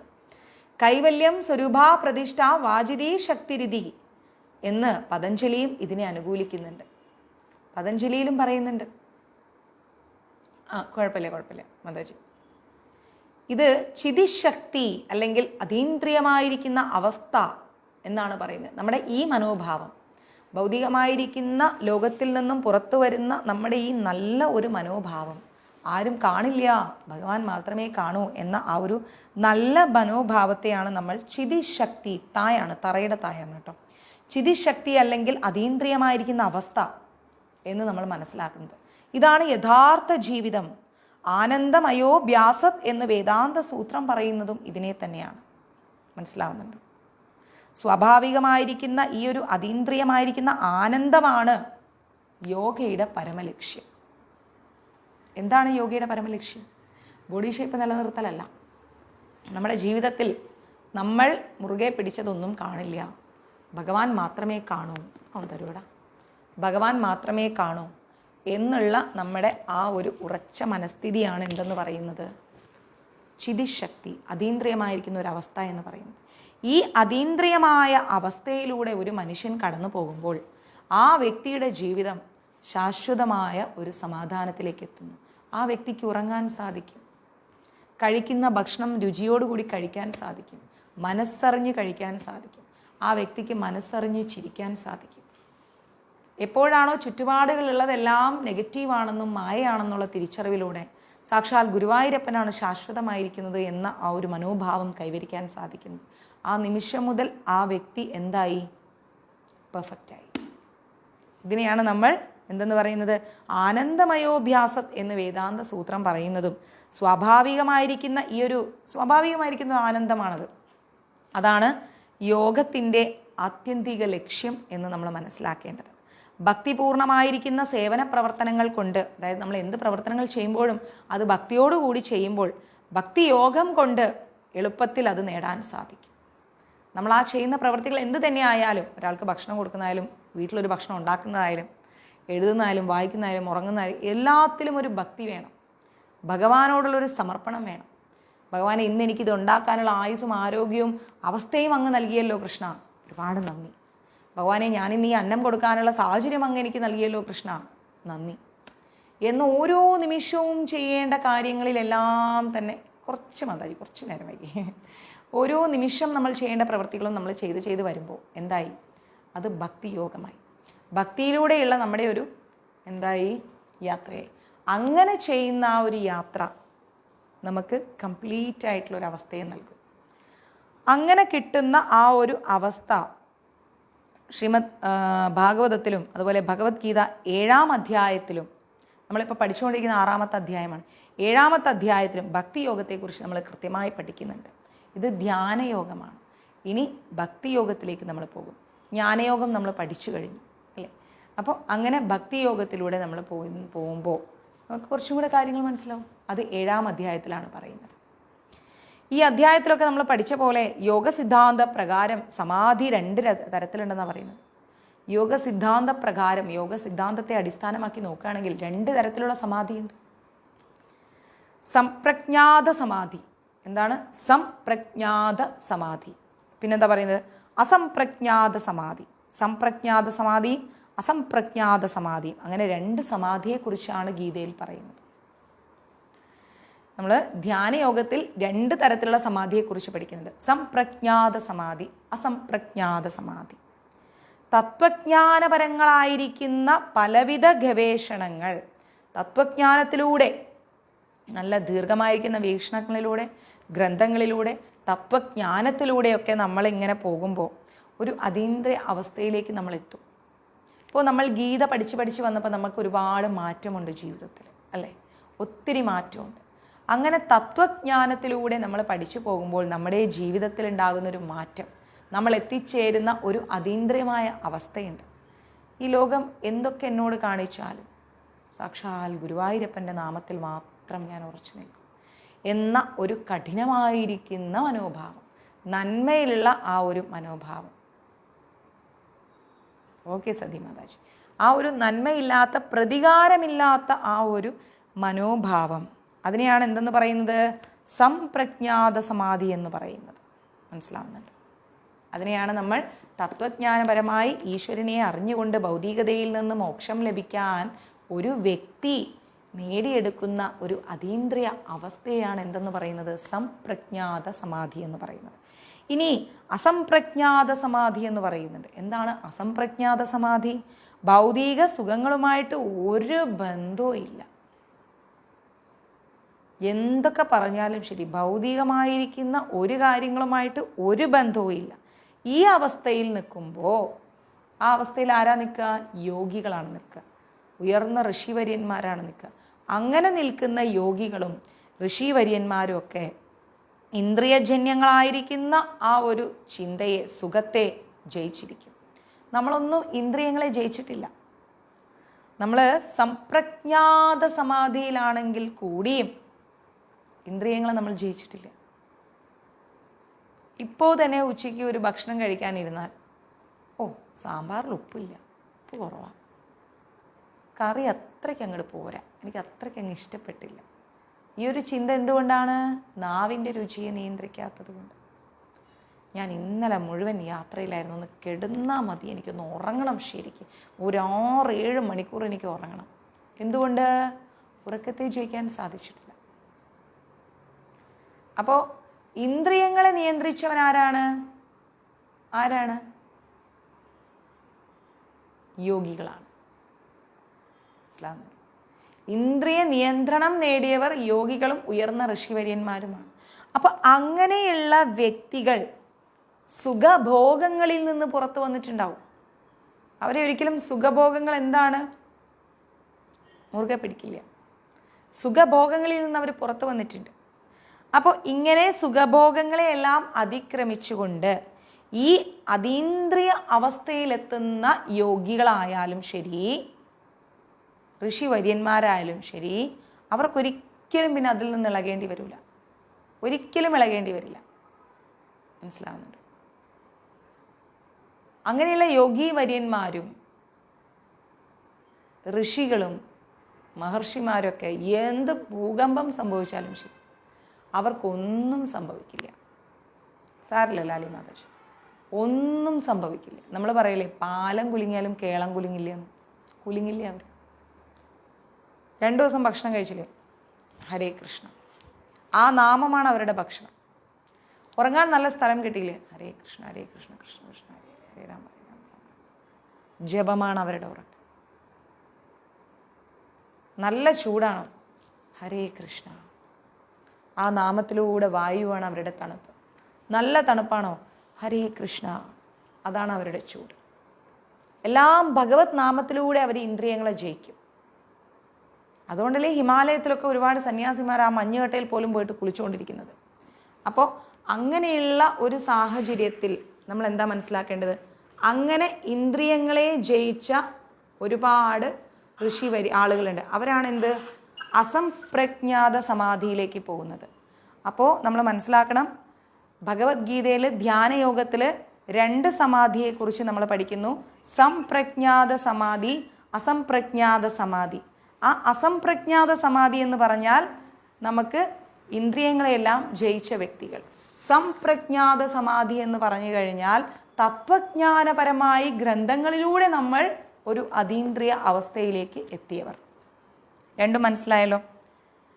ഈ അതീന്ദ്രിയ അവസ്ഥയിൽ എത്തിക്കഴിഞ്ഞാൽ, അസംപ്രജ്ഞാതമായിരിക്കുന്ന സമാധിയിൽ എത്തിക്കഴിഞ്ഞാൽ ഒരിക്കലും ആ യോഗിക്ക് ഒരിളക്കവും സംഭവിക്കില്ല.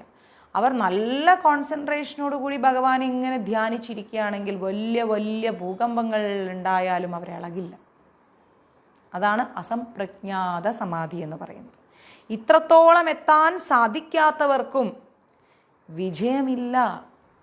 സംപ്രജ്ഞാത സമാധിയിലും അസംപ്രജ്ഞാത സമാധിയിലും എത്താൻ സാധിച്ചില്ല എങ്കിൽ ജീവിത വിജയമില്ല, പോയി. ഒന്നുകിൽ നമ്മൾ ഗ്രന്ഥങ്ങളിലൂടെ തത്വജ്ഞാനത്തിലൂടെ സംപ്രജ്ഞാത സമാധിയിലെത്തണം, ഇല്ലെങ്കിൽ നമ്മൾ ഇന്ദ്രിയങ്ങളെല്ലാം ജയിച്ച് മനോവികാരങ്ങളെയെല്ലാം നിയന്ത്രിച്ച് അസംപ്രജ്ഞാത സമാധിയിലെത്തണം. ഇത് രണ്ടും ഇല്ലെങ്കിൽ എന്തായി? ജീവിതം വേസ്റ്റാണ്. ഇത് നോക്കിയിട്ട് കാര്യമില്ല. ആ ജീവിതം ഒരിക്കലും ജയിക്കില്ല. പുനർജന്മം ഉറപ്പാണ്. ഇത്രയും മനസ്സിലായോ? എത്ര പേർക്ക് അറിയായിരുന്നു ഭഗവത്ഗീതയിൽ 2 സമാധിയെക്കുറിച്ച് പറയുന്നു എന്ന്? നിങ്ങൾ ഒരുപാട് ഗീത കേട്ടതല്ലേ? ഇനി കുറച്ച് ഫ്രണ്ട്ലി ടോക്ക് വരൂ, പറയൂ. എത്ര പേർക്ക് അറിയായിരുന്നു? ഒരുപാട് ഗീതാ ക്ലാസ് പല സ്ഥലങ്ങളിൽ നിന്നും കേട്ടവരാണ്. എനിക്ക് ചെറിയൊരു ക്യാപ്ഷൻ തരൂ. നമ്മുടെ ഭാഗത്തുമുള്ള പോരായ്മകൾ തീർക്കാൻ വേണ്ടിയാണ്. ഞാൻ എടുക്കുന്ന ഗീതാ ക്ലാസ് നിങ്ങൾക്ക് മനസ്സിലാവുന്നുണ്ടോ? ഇങ്ങനെയുള്ള കാര്യങ്ങളൊക്കെ ഗീതയിലുണ്ട് എന്ന് നിങ്ങൾക്ക് അറിയാമായിരുന്നു? എല്ലാം പോട്ടെ, 2 സമാധികൾ നമ്മൾ ഈ ധ്യാനയോഗത്തിൽ പഠിക്കുന്നുണ്ടായിരുന്നു എന്നുള്ളത് അറിയാമായിരുന്നു.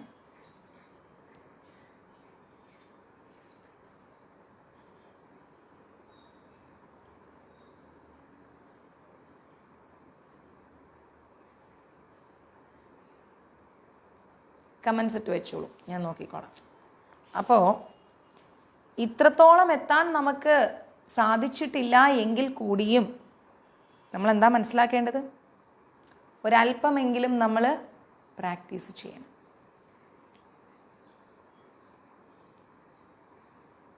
സാരമില്ല Beena Mataji, thank you so much. ഭഗവാന്റെ കാരുണ്യം. ഈ ഒരു നിങ്ങളിടുന്ന നല്ല നല്ല കമൻസ് ആർക്ക് അവകാശപ്പെട്ടതാണെന്നറിയാമോ? ആർക്കാ? അപ്പോൾ ഞാൻ ഇത്രയും പറഞ്ഞു തന്നപ്പോൾ നിങ്ങൾക്ക് മനസ്സിലായി. നിങ്ങൾ നല്ല നല്ല കമൻസ് ഇടുന്നു. മാതാജി മനസ്സിലാവുന്നുണ്ട്, ഇത്രയൊന്നും അറിയില്ലായിരുന്നു, ഒരുപാട് മനസ്സിലാവുന്നുണ്ട്, നല്ല ക്ലാസ്സുകളാണ് എന്നൊക്കെ പറയുന്നത്. ഇത് ആർക്ക് അവകാശപ്പെട്ടതാണ്?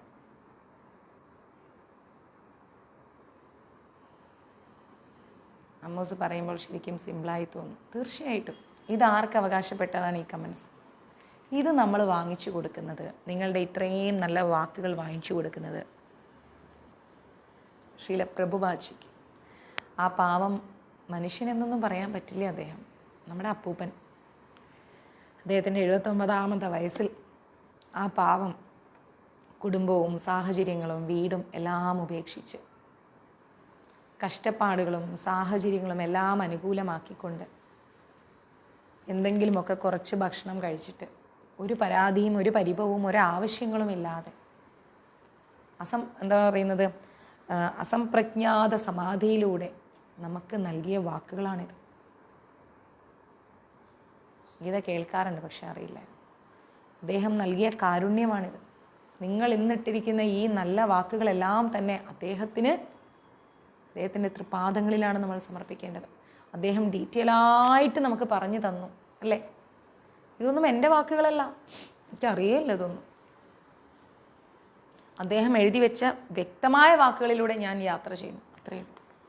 നിങ്ങളും ഞാൻ ഒരുപോലെയാണ് യാത്ര ചെയ്യുന്നത്. അതൊക്കെ നമ്മുടെ ശ്രീല പ്രഭുപാജി, നമ്മുടെ അപ്പൂപ്പന് അർഹതപ്പെട്ടതാണ് ഈ വാക്കുകളെല്ലാം. അദ്ദേഹത്തോടാണ് നമ്മൾ നന്ദി പറയേണ്ടത്. നമ്മുടെ കഴിവല്ല ഇതൊന്നും. മനസ്സിലായോ? ശ്രീ ഗുരുദേവ്. അപ്പം നമ്മൾ എന്താ മനസ്സിലാക്കേണ്ടത്? യോഗാ പരിശീലനം എന്ന് വിളിക്കപ്പെട്ടു വരുന്നത് പലവിധം ഇന്ദ്രിയ സുഖങ്ങൾ ഉൾക്കൊണ്ടുകൊണ്ട് യോഗവിരുദ്ധമാണ്. യോഗാ പരിശീലനം എന്ന് വിളിക്കപ്പെട്ടു വരുന്നത് നമ്മൾ കാണാറുണ്ട്. യോഗാ പഠിത്തം, യോഗാ പരിശീലനം, യോഗാ ക്ലാസ് എന്ന് പറയുന്നുണ്ട്, അല്ലേ? പലവിധം ഇന്ദ്രിയ സുഖങ്ങൾ ഉൾക്കൊണ്ടുകൊണ്ടാണ് യോഗ ഇന്ന് മുന്നോട്ട് പോകുന്നത്.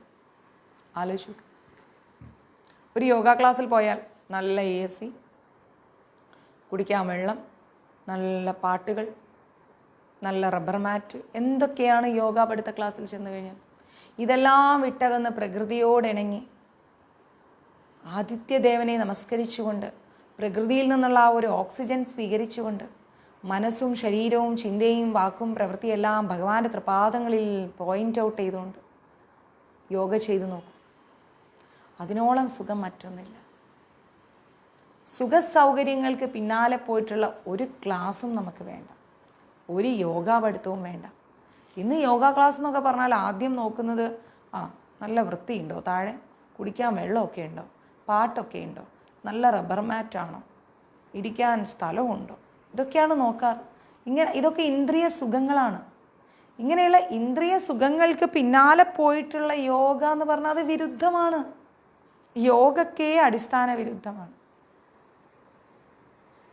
വെറും വേസ്റ്റാണത്, ഒരു പ്രയോജനവുമില്ല. അതിൽ നിന്നൊക്കെ ഒന്ന് മാറി എന്താണ് ധ്യാനയോഗം എന്ന് മനസ്സിലാക്കിക്കൊണ്ട് യോഗ ചെയ്യുകയാണെങ്കിൽ അതൊരു യഥാർത്ഥ യോഗയാണ്. ഒരു യോഗി എന്ന് പറഞ്ഞു കഴിഞ്ഞാൽ രതിസുഖത്തിലും മദ്യപാനത്തിലും ഏർപ്പെടുക എന്നത് അപഹാസ്യമാണ്, അല്ലേ? ഒരു യോഗി ഒരിക്കലും രതിസുഖത്തിൽ പോകാൻ പാടില്ല. മദ്യപാനത്തിൽ പോകാൻ പാടില്ല. വളരെ മോശമാണ്, വളരെ വളരെ മോശമാണ്. ഒരു യോഗിയെ കൊണ്ട് ഒരിക്കലും ലൈംഗികതയെക്കുറിച്ച് സംസാരിക്കാൻ കഴിയില്ല. നമ്മൾ അനുഭവിച്ചറിഞ്ഞ കാര്യങ്ങളെ നമുക്ക് സംസാരിക്കാൻ പറ്റും. നമ്മൾ അനുഭവിച്ചറിയാത്ത കാര്യങ്ങൾ നമുക്ക് സംസാരിക്കാൻ പറ്റും. ഇപ്പം എന്നോട് മദ്യത്തെക്കുറിച്ച് പറയാൻ പറഞ്ഞാൽ എനിക്കറിഞ്ഞൂടാ. നമ്മളോട് കഞ്ചാവിനെ കുറിച്ച് പറയാൻ പറഞ്ഞാൽ നമുക്കറിയോ അതിൻ്റെ അനുഭൂതി എന്താണെന്ന്? നമ്മൾ ചിന്തിക്കണം. അതിൻ്റെ അനുഭൂതി എനിക്കറിയോ, നിങ്ങൾക്കറിയോ? കഞ്ചാവ് അടിച്ചാൽ എങ്ങനെയിരിക്കും നമ്മൾ പറഞ്ഞു കൊടുക്കാൻ അറിയില്ല. നമ്മൾ കണ്ടിട്ടും കേട്ടിട്ടും ഉണ്ടാവാം. മേ ബി കണ്ടതും നമ്മൾ പൂർണ്ണമായി സത്യമാണോ എന്ന് നമുക്ക് അറിഞ്ഞൂടാ. ചില ആൾക്കാരൊക്കെ കാണുമ്പം അവൻ കഞ്ചാവാണ്, ഇനി അത് മദ്യപാനാണോ എന്ന് നമുക്ക് അറിഞ്ഞൂടാ. അപ്പോൾ നമുക്ക് അതേക്കുറിച്ചൊന്നും വലിയൊരു അറിവില്ല. മനസ്സിലാവുന്നു? നമ്മൾക്ക് അനുഭവമുള്ള അറിവുള്ള കാര്യങ്ങളെക്കുറിച്ച് നമുക്ക് പറയാൻ പറ്റും. ഇപ്പോൾ യോഗയെക്കുറിച്ച് പറയാൻ പറഞ്ഞാൽ എനിക്ക് ഈ ഗ്രന്ഥമില്ലാതെ എനിക്ക് പറയാൻ പറ്റില്ല. കാരണം ഞാൻ യോഗ ചെയ്യാറില്ല, ചെയ്തിട്ടുമില്ല. സ്കൂളിൽ പഠിക്കുമ്പോൾ എപ്പോഴും ഒന്നും ചെയ്തിട്ടില്ല. അല്ല, പ്രാണായാമം, ബ്രീത്തിങ് എക്സസൈസ് ഇതൊക്കെ എനിക്കറിയാം. പക്ഷെ അത് ചെയ്ത് എത്രയോ പേര് ഈ ഗ്രൂപ്പിലുണ്ട്. അതുകൊണ്ടാണ് ഞാൻ അവരുടെ വാക്കുകൾക്ക് വേണ്ടി വെയിറ്റ് ചെയ്യുന്നത്. ശ്രീകണ്ഠൻ പ്രഭു, ശങ്കരനാരായണൻ അച്ഛൻ, നമ്മുടെ സുജിത് പ്രഭു. മനസ്സിലാവുന്നുണ്ട്? ഇപ്പോൾ കഴിഞ്ഞ ദിവസം ഒരാൾ വിളിച്ച് എന്നോട് പറഞ്ഞു, മാതാജി ഞങ്ങളുടെ അമ്പലത്തിൽ ഒരാളെ വിളിച്ചു പ്രഭാഷണത്തിന്. ഞാൻ പറഞ്ഞു എന്നിട്ട് എന്താ പറയുക, ഫുൾ ലൈംഗികതയെക്കുറിച്ചാണ് സംസാരം. കേട്ടിരിക്കുന്നത് കുറേ അമ്മമാരും കുട്ടികളും ഒക്കെ. ഞങ്ങൾ പറഞ്ഞു ഞങ്ങൾക്കിത് കേൾക്കണ്ട, പ്രഭാഷണം മര്യാദയ്ക്ക് നിർത്തിക്കുമെന്ന് പറഞ്ഞു. അതുവരെ സാത്വികത പറഞ്ഞ ആ വ്യക്തി മൈക്കിലൂടെ ഭയങ്കര ഷൗട്ടിംഗ് ആയിരുന്നു. ഷൗട്ട് ചെയ്തുകൊണ്ട് ഇറങ്ങിപ്പോയി. എന്താ പറയുക, കാലം പോയ പോക്ക് നോക്കണേ. നമുക്ക് പറയാൻ ഒരു മറുപടിയേ ഉള്ളൂ, കഴിഞ്ഞത് കഴിഞ്ഞു, ഇനി അതേക്കുറിച്ച് നമ്മൾ പറയണ്ട, പോട്ടെ, സാരല്ല, വിട്ടേക്കും. എന്തിനാ ഇപ്പം അതേക്കുറിച്ചൊക്കെ പറയുന്നത്? ഓരോരുത്തരുടെ ആറ്റിറ്റ്യൂഡല്ലേ എന്നാണ് പറഞ്ഞത്. ശരിക്കും ഞാനും ദിവ്യ മാതാജിയും ഷോക്കായി പോയി ആ സമയത്ത് അത് കേട്ടപ്പം. എന്താ മാതാജി ഇങ്ങനെയൊക്കെ? ചോറ്റാനിക്കരയുടെ മണ്ണിൽ വന്നിട്ട് വല്ലാതെ ഫീൽ ചെയ്തു അത് കേട്ടപ്പോൾ. എത്ര നേരം ലൈംഗികതയെക്കുറിച്ച് പറയുന്നത് കേട്ടിരിക്കുന്ന കുട്ടികൾ. ഞങ്ങൾ ഭാഗവതം ഗീതയൊക്കെ കേൾക്കാനാണ് വിളിച്ചു വരുത്തിയത്, കേൾക്കുന്നത് മുഴുവൻ ലൈംഗികത. ഞങ്ങൾ അമ്മമാർ കുട്ടികളൊക്കെ വല്ലാതെ ഷൈയായി. ഞങ്ങൾ എഴുന്നേറ്റ് അങ്ങ് പോയി മാതാജി എന്ന് പറഞ്ഞു. അപ്പോൾ നമ്മൾ കുറേ കൂടി എന്ത് ടോപ്പിക്കാണോ എടുക്കുന്നത്, എന്താണോ പറയുന്നത്, അതേക്കുറിച്ച് ഒന്ന് നമ്മൾ ചിന്തിക്കണം, അല്ലേ? തിങ്ക് ബിഫോർ യു സ്പീക്ക് എന്നൊരു വേർഡുണ്ട്. ചിന്തിക്കുക പറയുന്നതിനേക്കാൾ മുൻപേ. സാഹചര്യങ്ങൾ നോക്കി സംസാരിക്കുക. അപ്പം ഞാൻ എൻ്റെ കൂട്ടുകാരോട് സംസാരിക്കുന്ന പോലെ എനിക്കിപ്പോൾ ലൈവിൽ വന്നിരുന്ന് സംസാരിക്കാൻ പറ്റും? എൻ്റെ വീട്ടിൽ ഞാൻ എടുക്കുന്ന സ്വാതന്ത്ര്യത്തോടു കൂടി എനിക്ക് ലൈവിലിരിക്കാൻ പറ്റുമോ? പറ്റൂല. ലൈവിലിരിക്കുന്ന ഇതേ പൊളൈറ്റായിട്ടിരിക്കുന്ന രീതിയിൽ എനിക്ക് എൻ്റെ വീട്ടുകാരോട് ഇടപെടാൻ പറ്റുമോ? പറ്റൂല. ഓരോന്നിനും വ്യത്യസ്തമായ തലങ്ങളുണ്ട്, അല്ലേ? ഞാൻ ചൂടാക്കി തരാൻ. ആ വ്യത്യസ്ത തലങ്ങളിലൂടെ വേണം നമ്മൾ യാത്ര ചെയ്യാൻ. അപ്പോൾ നമ്മൾ മനസ്സിലാക്കേണ്ടത്, ഒരു യോഗി എന്ന് പറഞ്ഞു കഴിഞ്ഞാൽ ഒരിക്കലും രതിസുഖത്തിലും മദ്യപാനത്തിലും ഏർപ്പെടാൻ പാടില്ല. അത് വലിയ തെറ്റാണ്. അവർ യോഗി ആവില്ല. യോഗ പ്രക്രിയകൾക്കിടയിൽ സിദ്ധികളാൽ ആകൃഷ്ടരാകുന്നവരും, അതെ, നമുക്ക് പോലും പറയാൻ പറ്റൂല. അയ്യോ, എനിക്ക് പറ്റൂല കേട്ടോ, എന്നെക്കൊണ്ട് പറ്റൂല. അയ്യോ നാരായണ, പറ്റൂല. എന്താ പറയുന്നത് ഇവിടെ?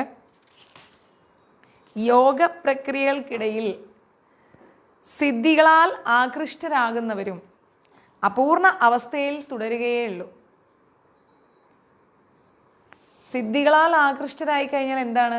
ആ സിദ്ധിയുണ്ട്, ഈ സിദ്ധിയുണ്ടെന്ന് പറഞ്ഞ് ഈ സിദ്ധികൾക്ക് പിന്നാലെ പോയി കഴിഞ്ഞാൽ ഒരു പൂർണ്ണത കൈവരിക്കാൻ സാധിക്കില്ല. നമ്മളെപ്പോഴാണോ ധ്യാനത്തിലും ജ്ഞാനത്തിലും യോഗയിലും ഭക്തിയിലും ഒക്കെ ഒരു പൂർണ്ണതയിലെത്താൻ ആർക്കും പറ്റില്ല, എങ്കിലും അതിൻ്റെ ആ വഴിയിലൂടെ നമ്മൾ പോകുന്നത്, അപ്പോഴാണ് നമുക്ക് ഓരോരോ സിദ്ധികൾ കൈവരിക്കാൻ സാധിക്കുക. സിദ്ധികൾക്ക് പിന്നാലെ പോയി കഴിഞ്ഞാൽ, അതെ നമുക്ക് പറയണ്ട, സിദ്ധികൾക്ക് പിന്നാലെ പോയി കഴിഞ്ഞാൽ പിന്നെ ആ വ്യക്തി വേസ്റ്റാണ്. എനിക്ക് വായുവിൽ നിന്ന് ഇതെടുക്കാൻ സാധിക്കും, എനിക്ക് ഇതെടുക്കാൻ സാധിക്കും, ഞാൻ അങ്ങനെ ചെയ്യും, ഞാൻ അത് കാണിക്കും, ഇതൊന്നും നമ്മളെ കൊണ്ട് പറ്റില്ലെന്നേ. അതാദ്യം മനസ്സിലാവും. ഒരു മനുഷ്യൻ്റെ കഴിവെന്ന് പറയുന്നത് ആ വ്യക്തിയുടെ സാത്വിക മനോഭാവമാണ്. ആ പൂർണ്ണമായ സാത്വികതയിലേക്ക് നമ്മൾ ആരും എത്തിയിട്ടില്ല. നിങ്ങളും എത്തിയിട്ടില്ല, ഞാനും എത്തിയിട്ടില്ല. അതാണ് നമ്മൾ മനസ്സിലാക്കേണ്ടത്. പൂർണ്ണ സാത്വിക കൈവരിക്കാൻ ജപത്തിൻ്റെ കൗണ്ട് കൂടി പോകണം. ജപം ഒരു വലിയ പൊസിഷനിൽ എത്തുമ്പോഴാണ് നമ്മൾ കുറേയൊക്കെ നമുക്ക് എന്തെങ്കിലുമൊക്കെ പറ്റുക. ചില ആളുകൾ പറയുന്നതൊക്കെ ഞാൻ എന്ത് പറഞ്ഞാലും ശരിയാവും, എനിക്ക് അങ്ങനെ സിദ്ധിയുണ്ട്, ഞാൻ ഇങ്ങനെ സിദ്ധിയുണ്ട്, ഞാൻ പറഞ്ഞാൽ അത് കറക്റ്റ്. അയ്യോ, ഇതൊക്കെ വെറുതെയാണ്. ആർക്കും എന്നാൽ പിന്നെ ഞാൻ ചോദിക്കുന്നത്, എന്തുകൊണ്ട് മരണം തടയാൻ പറ്റുന്നില്ല? മരിച്ചൊരു വ്യക്തിയെ എന്തുകൊണ്ട് ജീവിപ്പിക്കാൻ സാധിക്കുന്നില്ല? ഇന്നാൾ ഇന്ന ദിവസം മരിക്കുമെന്ന് എന്തുകൊണ്ട് പ്രവചിക്കാൻ സാധിക്കുന്നില്ല? ഒരു അപൂർണതയാണ് ഈ സിദ്ധികളുടെ പിന്നാലെ പോവുക എന്ന് പറയുന്നത്. മനസ്സിലായില്ലേ?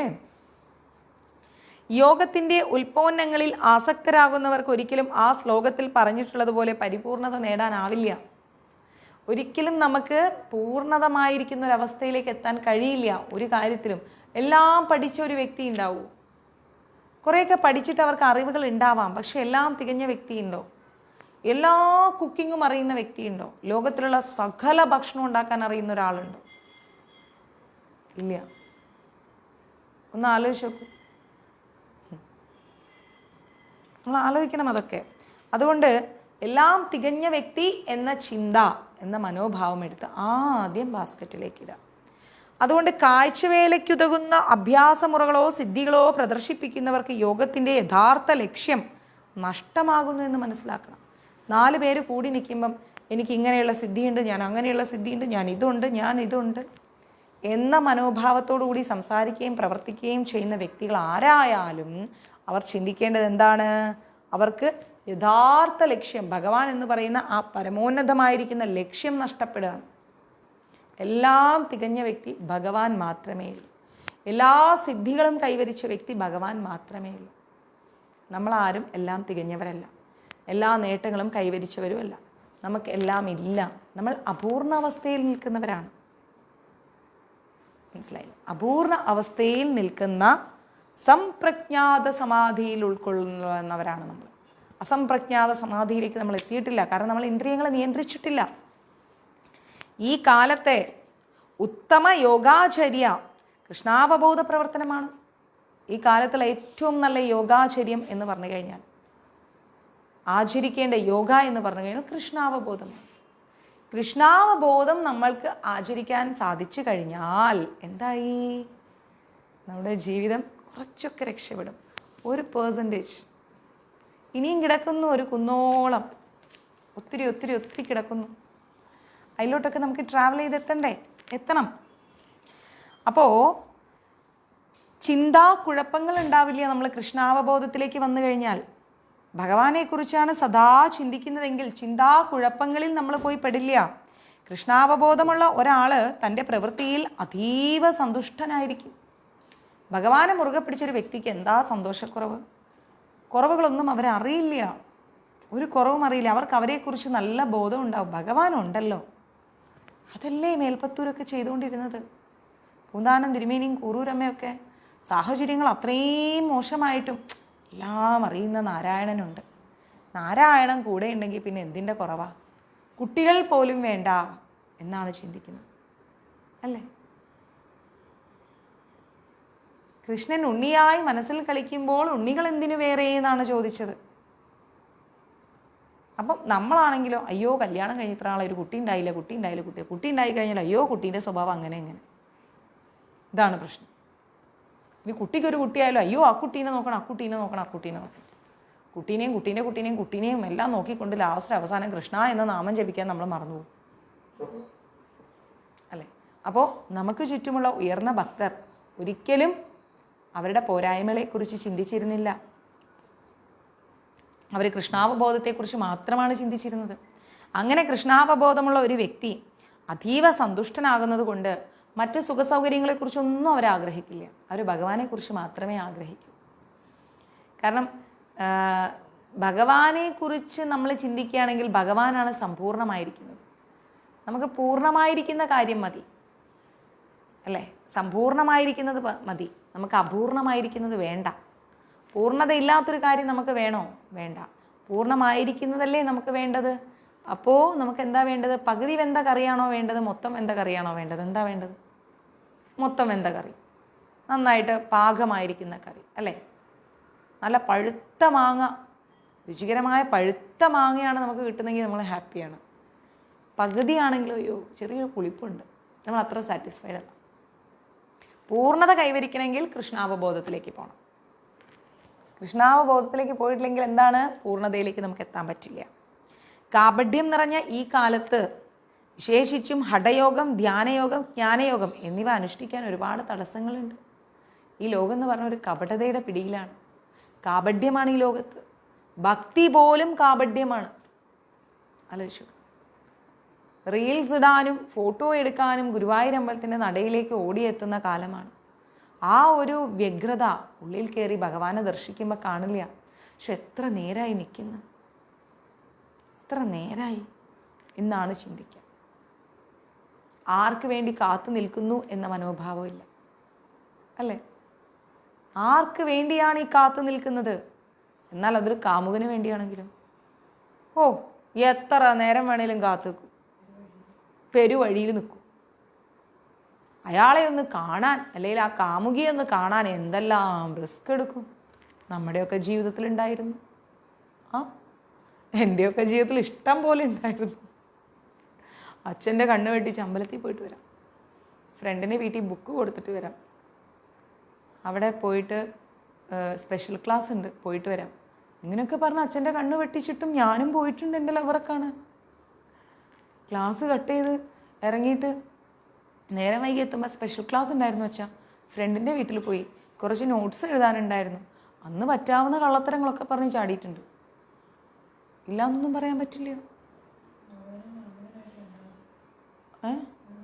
ആ ഭഗവാനെ കാമുകനായി കണ്ടുവെക്ക്. ഭയങ്കരം ഒരു ആസക്തിയായിരിക്കും ഭഗവാനോട് നമുക്ക് അല്ലേ? പിടിച്ചു കഴിഞ്ഞാൽ ഹഠയോഗം നടത്തും അച്ഛൻ. നല്ലോണം കിട്ടിയിട്ടുമുണ്ട്. അന്ന് കിട്ടിയ അടിയുടെ ചൂട് ഇന്നും മാറിയിട്ടില്ല. ഇതൊക്കെ സ്വാഭാവികം ജീവിതത്തിൽ. ഇതൊക്കെ നമ്മളെല്ലാവരുടെ ലൈഫിലും വന്നിട്ടുണ്ട് അല്ലേ? ആലോചിച്ച് നോക്കിക്കേ. അപ്പം അത്രത്തോളം ആസക്തി, അത്രത്തോളം ക്ഷമ, അത്രത്തോളം ആഗ്രഹം എന്തുകൊണ്ട് നമുക്ക് ഉണ്ടായില്ല നമ്മുടെ ജീവിതത്തിൽ ഭഗവാനെ കാണാൻ നിൽക്കുമ്പോൾ? ചിന്തിച്ചു നോക്ക്. അയ്യോ അമ്മോ അച്ഛൻ നടന്നു വരുന്ന വരവ്. നമ്മൾ ആ തെറ്റുകളൊക്കെ ചെയ്തിട്ടേ, ഈ ആൻഡ്രോയിഡ് ഫോണൊക്കെ ഇല്ലാത്തൊരു കാലമാണല്ലോ. അപ്പം ആ കാലത്ത് വെറും കത്തെഴുത്തൊക്കെയാണല്ലോ പരിപാടി. 2001, 2002 കാലത്തിലൊക്കെ ആയിരുന്നു എൻ്റെ ഫസ്റ്റ് പ്രണയം. 99. അപ്പം ആ സമയത്തൊക്കെ ഇങ്ങനെ കത്തെഴുത്തൊക്കെ ആയിരുന്നല്ലോ പരിപാടി. ഈ ഒരു കത്ത് കിട്ടുമ്പോൾ കിട്ടുന്നൊരു സന്തോഷം ഒരു പ്രാവശ്യമില്ല, ഒരു 100 പ്രാവശ്യം വായിക്കും. എന്നാൽ ഗീത വായിക്കുമോ? വായിക്കില്ല. പഠിക്കാനുള്ള ബുക്സ് വായിക്കുമോ? വായിക്കില്ല. ഈ കത്ത് അങ്ങ് പുസ്തകത്തിൻ്റെ അകത്ത് വെച്ചിട്ടാണ് വായിക്കുക. അച്ഛൻ നോക്കുമ്പോഴോ പഠിക്കുന്നു. ആ കത്തിലൂടെ അങ്ങനെ സ്വപ്നങ്ങളും മെനഞ്ഞു കൂട്ടുകയാണ്. ചിന്തിക്കണം. വല്ലതും ഉണ്ടോ? ഒന്നുമില്ല. 22 വർഷങ്ങൾക്ക് മുൻപ് ചെയ്തു കൂട്ടിയ കാര്യങ്ങളാ. ആലോചിച്ച് നോക്കണേ. അച്ഛൻ നോക്കുമ്പോൾ പഠിക്കുക. ഇനി അച്ഛൻ അടുത്ത് വരികയാണെങ്കിലോ നേരെ പേജ് അങ്ങോട്ട് മറിക്കും. കത്ത് അങ്ങോട്ട് പേജിൻ്റെ ഉള്ളിൽ അങ്ങോട്ട് വെച്ച് 2 പേജ് അങ്ങ് മറിക്കും. പിന്നെ അങ്ങോട്ട് ഒരു വായനയാണ്. അയ്യോ, അതുകൊണ്ട് ഞങ്ങൾക്ക് ഇങ്ങനെ ഒരാളെ കിട്ടിയെന്ന് രമണൻ പ്രഭു. അച്ഛൻ ഒരു ദിവസം എനിക്കെൻ്റെ ലവർ എഴുതിയ കത്ത് വായിക്കുമ്പോൾ അച്ഛനൊരു സംശയം, ഇവള് പാഠപുസ്തകമാണോ വായിക്കുന്നത് അതോ വേറെ എന്തെങ്കിലും ആണോ ചെയ്യുന്നത്? കാരണം നമ്മുടെ മുഖത്തുള്ള റിഫ്ലക്ഷൻ അച്ഛന് മനസ്സിലാവും. മനസ്സിലായോ? അതാണേ അച്ഛൻ ബുദ്ധിമാനാണേ. ചെറിയ ബുദ്ധിയല്ല അതിൻ്റെ തലയിൽ, ഭയങ്കര ബുദ്ധിയാണ്. അപ്പം അച്ഛൻ നോക്കുമ്പോൾ എൻ്റെ മുഖത്തുള്ള ഒരു മിന്നി മറയുന്ന ഭാവങ്ങൾ അച്ഛൻ ഇങ്ങനെ നോക്കുക, കാക്ക നോക്കുന്ന പോലെ നോക്കുക. എന്താ എൻ്റെ മോളെ മുഖത്തൊരു ഭയങ്കര സന്തോഷം. പഠിക്കുന്ന ഒരു ഇംഗ്ലീഷ് പഠിക്കുന്ന ഒരു സന്തോഷമല്ല കേട്ടോ എൻ്റെ മുഖത്ത്. ഓ എന്താ ഒരു സന്തോഷമൊക്കെ. അച്ഛൻ കുറച്ചു നേരമൊക്കെ നോക്കി. ഞാനാണേ കത്തൊക്കെ നല്ല ഭംഗിയായി ഇതിൽ വെച്ചിട്ട്, രതീഷ് എന്നാണ് അദ്ദേഹത്തിൻ്റെ പേര്, ഞാൻ ഇന്നാണ് പേര് പറയുന്നത്. അദ്ദേഹം എഴുതിയ ആ കത്ത് അത് ഈ ഭംഗിയായി ഈ ഒരു നോട്ടിലങ്ങ് വെച്ചിട്ട് അങ്ങ് ലൈവിലില്ല അച്ഛൻ. ഞാൻ അച്ഛന് ആൻഡ്രോയിഡ് ഫോൺ വാങ്ങിച്ചു കൊടുത്തിട്ടില്ല. എന്തിനാ അത് ആവശ്യമില്ലാത്ത പരിപാടികൾ ചെയ്യുന്നത്? ഇന്നും പേടിയാണ് അളിയ. ഇപ്പോൾ വരും ഇങ്ങോട്ടേക്ക്, കുറച്ച് അടുത്തായതുകൊണ്ടേ ആരോഗ്യം സൂക്ഷിച്ചാൽ ദുഃഖിക്കണ്ട. ആഹാ, ദിവ്യൊക്കെ ചൊവ്വയും വെള്ളിയും മുടങ്ങാതെ അമ്പലത്തിൽ പോയി വലിയ ദേവീഭക്തയാണ്. അവിടെ മാല കെട്ടുന്ന ചേട്ടനെ കാണാൻ അവസാനം കെട്ടി കുട്ടിയായി അല്ലേ. ആ അപ്പോൾ അയ്യോ ഇപ്പോഴും കിട്ടും എനിക്ക്. പൊന്നെ, ആ കോള് കണ്ടാൽ അടുത്ത സെക്കൻഡ് ഞാൻ വിറയ്ക്കും. അപ്പോൾ അതുകൊണ്ട് നമ്മൾ ആരോഗ്യം സൂക്ഷിക്കേണ്ടത് വളരെ അത്യാവശ്യമാണ്, ഇപ്പോഴായാലും ശരി. അപ്പം ഇങ്ങനെ പുസ്തകത്തിലൊക്കെ വെച്ച് ഇങ്ങനെ വായിക്കുകയാണേ. ഇത് വായിക്കുമ്പോൾ നമ്മുടെ ചുണ്ടിലൊക്കെ ഒരു ചെറിയ പുഞ്ചിരി വരുമല്ലോ. അങ്ങനെ അമറിനറിയാലോ, അമറിൻ്റെ നമ്പറൊക്കെ അവിടെ നോട്ടാണ്. അപ്പോൾ അമറിനോട് പറയും പറ്റി അമറെ ഒന്ന് വണ്ടിയെടുത്ത് വരുമെന്ന് പറഞ്ഞാൽ എപ്പോൾ വേണേലും വിളി പ്രതീക്ഷിക്കാം. അപ്പം നമ്മൾ എന്താ ചെയ്യണമെന്ന് വെച്ചാൽ ഇങ്ങനെ നമ്മുടെ മനസ്സിലിങ്ങനെ ഒരു സന്തോഷമൊക്കെ വരില്ല. അപ്പം പഠിക്കുന്നത് ഇംഗ്ലീഷ് ബുക്ക് എനിക്ക് അപ്പം കയ്യിൽ കിട്ടിയത്. ദിവ്യയുടെ അമ്മ ലൈവിലുണ്ടെങ്കിൽ ഇത് കഴിയുമ്പോൾ എനിക്കൊരു 100 മെസ്സേജ് വരും. കണ്ടോ കണ്ടോ കണ്ടോ, അവൾ അന്ന് പോയിട്ടുണ്ട് ചൊവ്വയും വഴി, ഞാൻ പറഞ്ഞു അമ്മൂസിനോട് എന്നും പറഞ്ഞുകൊണ്ട്. അപ്പോൾ ഇംഗ്ലീഷ് പഠിക്കുമ്പോൾ പൊതുവേ നമുക്കൊരു ഇഷ്ടക്കേടാണല്ലോ. അന്ന് ഇംഗ്ലീഷ് ബുക്കാണെന്ന് തോന്നി എനിക്ക് കിട്ടിയത്. ഏതെങ്കിലും ഒരു ടെക്സ്റ്റ് കത്ത് വായിക്കാന്നുള്ള ലക്ഷ്യമല്ലേ ഉള്ളൂ. രതീഷേട്ടൻ അയച്ചാൽ കത്ത് അങ്ങോട്ട് വായിക്കുകയാണ്. സന്തോഷത്തോടെ ഒരുപാട് പറയാനുണ്ട്, അതിലേറെ അറിയാനുണ്ട് എന്നൊക്കെ പറഞ്ഞുകൊണ്ടൊരു ലവ് ലെറ്റർ. അപ്പോൾ എൻ്റെ മുഖത്തുള്ള ചിരിയൊക്കെ കണ്ടപ്പോൾ അച്ഛന് കാര്യം മനസ്സിലായി, വേറെന്തോ ഉടായ്പയാണെന്ന്. അച്ഛൻ എന്ത് ചെയ്തു, ഹാളിൽ നിന്ന് എഴുന്നേറ്റിട്ട് എൻ്റെ തൊട്ടടുത്ത് അങ്ങ് വന്നിരുന്നു. കത്തെടുത്ത് മാറ്റി വയ്ക്കാനും പറ്റുന്നില്ല, വായിക്കാനും പറ്റുന്നില്ല. ഞാൻ പെട്ടു. പേജ് അങ്ങോട്ട് മറിച്ചു. അപ്പം എന്തായി, മുമ്പത്തെ പേജിലായി കത്ത്. അങ്ങോട്ട് മറിച്ച് വായിച്ചതേ വായിച്ചുകൊണ്ടിരിക്കുക. ഒരു രക്ഷയില്ല,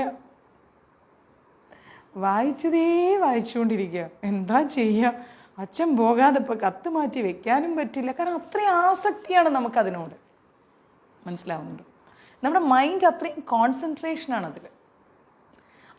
അതിൻ്റെ 1% കോൺസെൻട്രേഷൻ നമുക്ക് ഭഗവാനോട് കാണിക്കാൻ പറ്റുന്നില്ല. ഇന്നും ഞാൻ ആലോചിക്കുന്നു, അച്ഛൻ എൻ്റെ തൊട്ടടുത്ത് എൻ്റെ മുഖഭാവങ്ങൾ മാറ്റിയിട്ട് ഞാൻ 10ാം ക്ലാസ്സിൽ പഠിക്കുമ്പോൾ ഞാൻ +2 പഠിക്കുമ്പോൾ കിട്ടിയത് 10ാം ക്ലാസ്സിലെ ബുക്കായിരുന്നു. കറക്റ്റ്, അതാണ് അതിൻ്റെ രസം. +2 പഠിക്കുമ്പോൾ കിട്ടിയത് 10ാം ക്ലാസ്സിലെ പുസ്തകം. വല്ല ആവശ്യമുണ്ടോ പഠിക്കാൻ? അവിടെയാണ് എൻ്റെ പ്രണയമൊക്കെ പിടിച്ചത് കേട്ടോ. നമ്മൾ ഓരോ സമയത്ത് ചെയ്യുന്ന ഓരോ തെറ്റുകളെ. അപ്പോൾ 10ാം ക്ലാസ്സിലെ ടെക്സ്റ്റാണ് കിട്ടിയത്. അന്ന് അത് 10ാം ക്ലാസ്സിൽ ഞാൻ പഠിച്ചിട്ടില്ലായിരുന്നു. +2 പഠിക്കുമ്പോഴത് നന്നായിട്ട് പഠിച്ച. കൈ കിടന്നിങ്ങനെ കടകടകടകടന്ന് വിറയ്ക്കുക. കാരണം തൊട്ടടുത്ത് ഇരിക്കുന്നുണ്ടല്ലോ. അപ്പം അച്ഛനിങ്ങനെ ഇരിക്കുക കട്ടിൽ ഇതേപോലെ. ഞാനാണെങ്കിൽ ഈ പുസ്തകവും വെച്ചുകൊണ്ട് ഇരുന്നിങ്ങനെ വായിക്കുക. അന്ന് ഞാൻ വായിച്ച ആ ഒരു ദുരന്ത കഥ തന്നെയാണ്. അന്ന് ഞാൻ വായിച്ച ആ ഒരു പാരഗ്രാഫ് ഇന്നും ഞാൻ മറന്നിട്ടില്ല എന്ന് പറഞ്ഞാൽ നിങ്ങൾ വിശ്വസിക്കില്ല. കാരണം അച്ഛൻ എപ്പോൾ പോവും, ഒന്ന് പോയാൽ മതി എന്ന് ഓർത്തിട്ട് അന്ന് ഞാനൊരു പാരഗ്രാഫ് വായിച്ചു. അതൊരു 10 പ്രാവശ്യം ഞാൻ വായിച്ചു, ഭയങ്കര കോൺസെൻട്രേഷനോട് കൂടി. അതിന്നും ഞാൻ മറന്നിട്ടില്ല. Rukol was a miser. He went to Lessol's and every morning to pick up damaged vegetables and wore instead of underclothes. So he was very interesting character. ഇത് ഇന്നും ഞാൻ മറന്നിട്ടില്ല. ഡാമേജ്ഡ് വെജിറ്റബിൾ ആയി റൂക്കോൾ എന്ന് പറയുന്ന ഒരു മൈസറെ കുറിച്ച് ഞാൻ പഠിച്ചത് ഇന്നും ഞാൻ മറന്നിട്ടില്ല. പക്ഷെ അത് ഞാൻ അത്രയും 10ാം ക്ലാസ് എക്സാമിന് പഠിച്ചിട്ടില്ല. ഓ സത്യം. അപ്പം അത്രയും കോൺസെൻട്രേഷൻ നമ്മൾ അന്ന് കൊടുത്തു അതിൽ. ഒന്ന് ആലോചിച്ച് നോക്കണേ. കൃഷ്ണ, ഞാനൊരു 10 പ്രാവശ്യം ആ വായിച്ച പാരഗ്രാഫ് ഇന്നും എൻ്റെ മൈൻഡിൽ നിൽക്കണമെങ്കിൽ ഇന്ന് എനിക്ക് കോള് വരില്ല. കാരണം ഇതിപ്പോൾ യൂട്യൂബിൽ ഞാൻ കേട്ടണ്ടെന്ന് പറയും. അവിടെ യൂട്യൂബ് മാത്രമേ ഓടൂ ടി വിയിൽ. ഞാൻ ഇവിടുന്ന് പോയി കഴിഞ്ഞിട്ട് യൂട്യൂബിലേക്ക് ഇട്ടാൽ മതി എന്ന് പറയും. ദിവ്യനെ വിളിക്കും. സത്യം 100 പ്രാവശ്യം വായിച്ചിട്ട് അച്ഛൻ എണീറ്റ് പോകണില്ല. എനിക്കാണെങ്കിൽ പേജ് മറയ്ക്കാനും പറ്റുന്നില്ല. ഇപ്പുറത്താണെങ്കിൽ പേജ് കൈകൊണ്ട് മുറുക്കി പിടിച്ചിരിക്കുക. ഇതങ്ങാണ്ട് പറന്നു പോകരുതേ. അവസാനം പിടിച്ച് വീട്ടിൽ. അത് വേറൊരു ദുരന്ത കഥ. പിടിച്ച് പഞ്ഞിക്കിട്ടില്ലേ. പൊന്നെ പഞ്ഞി കിട്ടുമെന്ന് ഹഠയോഗം നടത്തി വിട്ട് സോമേട്ടൻ. കൊന്നില്ലാന്നേ ഉള്ളൂ. അല്ലേ, കൊല്ലാതിരിക്കാൻ പറ്റുമോ അച്ഛാന്ന് ചോദിക്കേണ്ട അവസ്ഥയിലേക്ക് എന്നെ എത്തിച്ചു. നല്ല കാലോ. ബിന്ദു മാതാജി ഇത് കണ്ടോ, ഇപ്പോഴും എൻ്റെ കൈ വിറക്കി ആ കാലം ചോദിക്കുമ്പോൾ അമ്മേ നാരായണ, ഇനി പരിപാടിക്ക് ഞാനില്ല, എന്നെ വിട്ടേക്കപ്പ സ്വാമി. ഇപ്പോഴും പേടിയാ. ഇന്നും ഞാൻ അത് വെച്ച് പീഡിപ്പിക്കപ്പെടുന്നുണ്ട് എന്നുള്ളത് മറ്റൊരു വാസ്തവം. അതാണ് നോട്ട് ദ പോയിന്റ്. ഇന്നും ഞാൻ വീട്ടിൽ ചെന്ന് പണ്ട് അതിൽ ചെല്ലും. എന്താ പറയുക, ഒരു രക്ഷയില്ല. ഇന്നും നോം അപമാനിക്കപ്പെടുന്നുണ്ട് ആ കാര്യം പറഞ്ഞുകൊണ്ട്. അപ്പോൾ നമ്മൾ ഇത്രയും കോൺസെൻട്രേഷൻ അതിലൊക്കെ കൊടുക്കുന്നുണ്ടെങ്കിൽ അതിൻ്റെ 1% കോൺസെൻട്രേഷൻ എന്ത് വല്ല കാര്യം ഉണ്ടായിരുന്നു സത്യം. ഫസ്റ്റ് പ്രണയം എന്ത് ചെയ്യാൻ പറ്റും? ഒരാൾക്ക് കളയാൻ പറ്റുമോ? എനിക്ക് പറ്റൂല, ഞാൻ കളയൂല. അപ്പോൾ എന്താ ചെയ്യേണ്ടത്? അതിൻ്റെ 1% നമ്മൾ എന്ത് ചെയ്യണം? പ്രണയം ഭഗവാനോട് സൂക്ഷിക്കണം. ഇപ്പോഴും ഞാൻ വയനാട്ടിലേക്ക് ഒന്ന് പോകണമെന്ന് പറഞ്ഞാൽ അച്ഛൻ്റെ മുഖഭാവം മിന്നി മറയുന്നത് എനിക്ക് കാണാം. എന്താണ്? തിരുനെല്ലി വരെയാണ് അച്ഛാ, കൂടുതൽ ഭക്തി വേണ്ട എന്ന് അച്ഛൻ പറയും. സത്യം ശ്രീകണ്ഠൻ പ്രഭു, കൂടുതൽ ഭക്തി വേണ്ട. ഞാൻ പറഞ്ഞു അച്ഛാ, ഞാൻ കുറച്ച് വലുതായി, അതെനിക്കും കൂടി തോന്നണ്ടേ എന്ന് അച്ഛൻ ചോദിക്കുന്നത്. അതെനിക്കും കൂടി തോന്നണ്ടേ? അത് നീ മനസ്സിലാക്കണം. നീ എനിക്കുണ്ടായതാണ്, ഞാൻ നിനക്കുണ്ടായിരുന്നില്ല. അപ്പം നമ്മളെക്കാൾ ഒരുപിടി മുമ്പിലാണ് നമ്മുടെ അച്ഛൻ. ഇന്നത്തെ കാലത്ത് ആൻഡ്രോയിഡിനേക്കാളും സംഭവ ബഹുലമായിരുന്നു അച്ഛൻ. ഒരു രക്ഷയില്ല. ഇപ്പോഴും അച്ഛൻ ഞാനൊന്ന് വയനാട്ടിൽ പോകുന്നു, 2 ഫ്രണ്ട്സിനെ കാണാണ്. അയ്യോ, അനിയത്തിപ്രാവും അല്ലടേ, അതിൻ്റെ അപ്പുറത്തെ പ്രാവായിരുന്നടേ. ഞാൻ അവിടെ കിടന്ന് പറക്കുമായിരുന്നു അച്ഛൻ എന്നെ പിടിച്ചപ്പം. റൂം അടച്ചിട്ടിട്ട് ഹോൾ അടച്ചിട്ടിട്ട് അച്ഛനങ്ങ് തീർത്ത് കളഞ്ഞു എന്നെ. കുറച്ച് നേരത്തേക്ക് എനിക്ക് വലിയ ബോധം വെളിവൊന്നും ഉണ്ടായില്ല. അടി കിട്ടി ശരി. അച്ഛൻ 5 വിരലും എൻ്റെ മുഖത്തുണ്ടായിരുന്നു. ഇന്നും അതൊക്കെ എൻ്റെ മുഖം കാണുമ്പോൾ എനിക്കൊരു ഓർമ്മയായിരുന്നു. ഇഷ്ടം പോലെ കിട്ടി, ശരിക്കും കിട്ടി. അതൊക്കെ ഒരു കാലം. അപ്പോൾ അതിൻ്റെ ഒരു 1% പ്രണയമെങ്കിലും നമ്മൾ എന്ത് ചെയ്യണം? ഭഗവാനോട് നമ്മൾ സൂക്ഷിക്കണം. നമ്മൾ അന്ന് ചെറുപ്പകാലത്തിലുള്ള ശീലം മറക്കുമോ മനുഷ്യനുള്ള കാലം? ഞാൻ മറന്നിട്ടില്ല, മറക്കൊന്നുമില്ല. നെവർ. ഞാൻ മറക്കില്ല. ഞങ്ങളൊക്കെ ഇപ്പോഴും വലിയ കോണ്ടാക്റ്റാ. കാരണം അന്നത്തെ പ്രണയമൊക്കെ നല്ല പ്രണയമായിരുന്നു, മനസ്സിലായില്ലേ? നല്ല പ്രണയം എന്ന് പറഞ്ഞു കഴിഞ്ഞാൽ ഇന്നത്തെ പോലത്തെ സെക്ഷുവൽ മൈൻഡൊന്നും ഇല്ലാത്ത പ്രണയം. ഞാൻ ഓപ്പൺലി പറയാണ്, ഒരു മോശം ചിന്തകളില്ലാത്ത, മോശം വേർഡ്സ് യൂസ് ചെയ്യാത്ത നല്ല പ്രണയമായിരുന്നു. ആ പ്രണയമൊന്നും ഇനിയുള്ള കാലഘട്ടങ്ങളിലില്ല. ഇന്ന് പ്രണയത്തിന് വേണ്ടി ആസിഡ് ഒഴിക്കുന്നു, കൊന്നു കളയുന്നു. എന്തൊക്കെയായിരുന്നു ഇന്നത്തെ കാലത്ത് നടക്കുന്നത് അല്ലേ?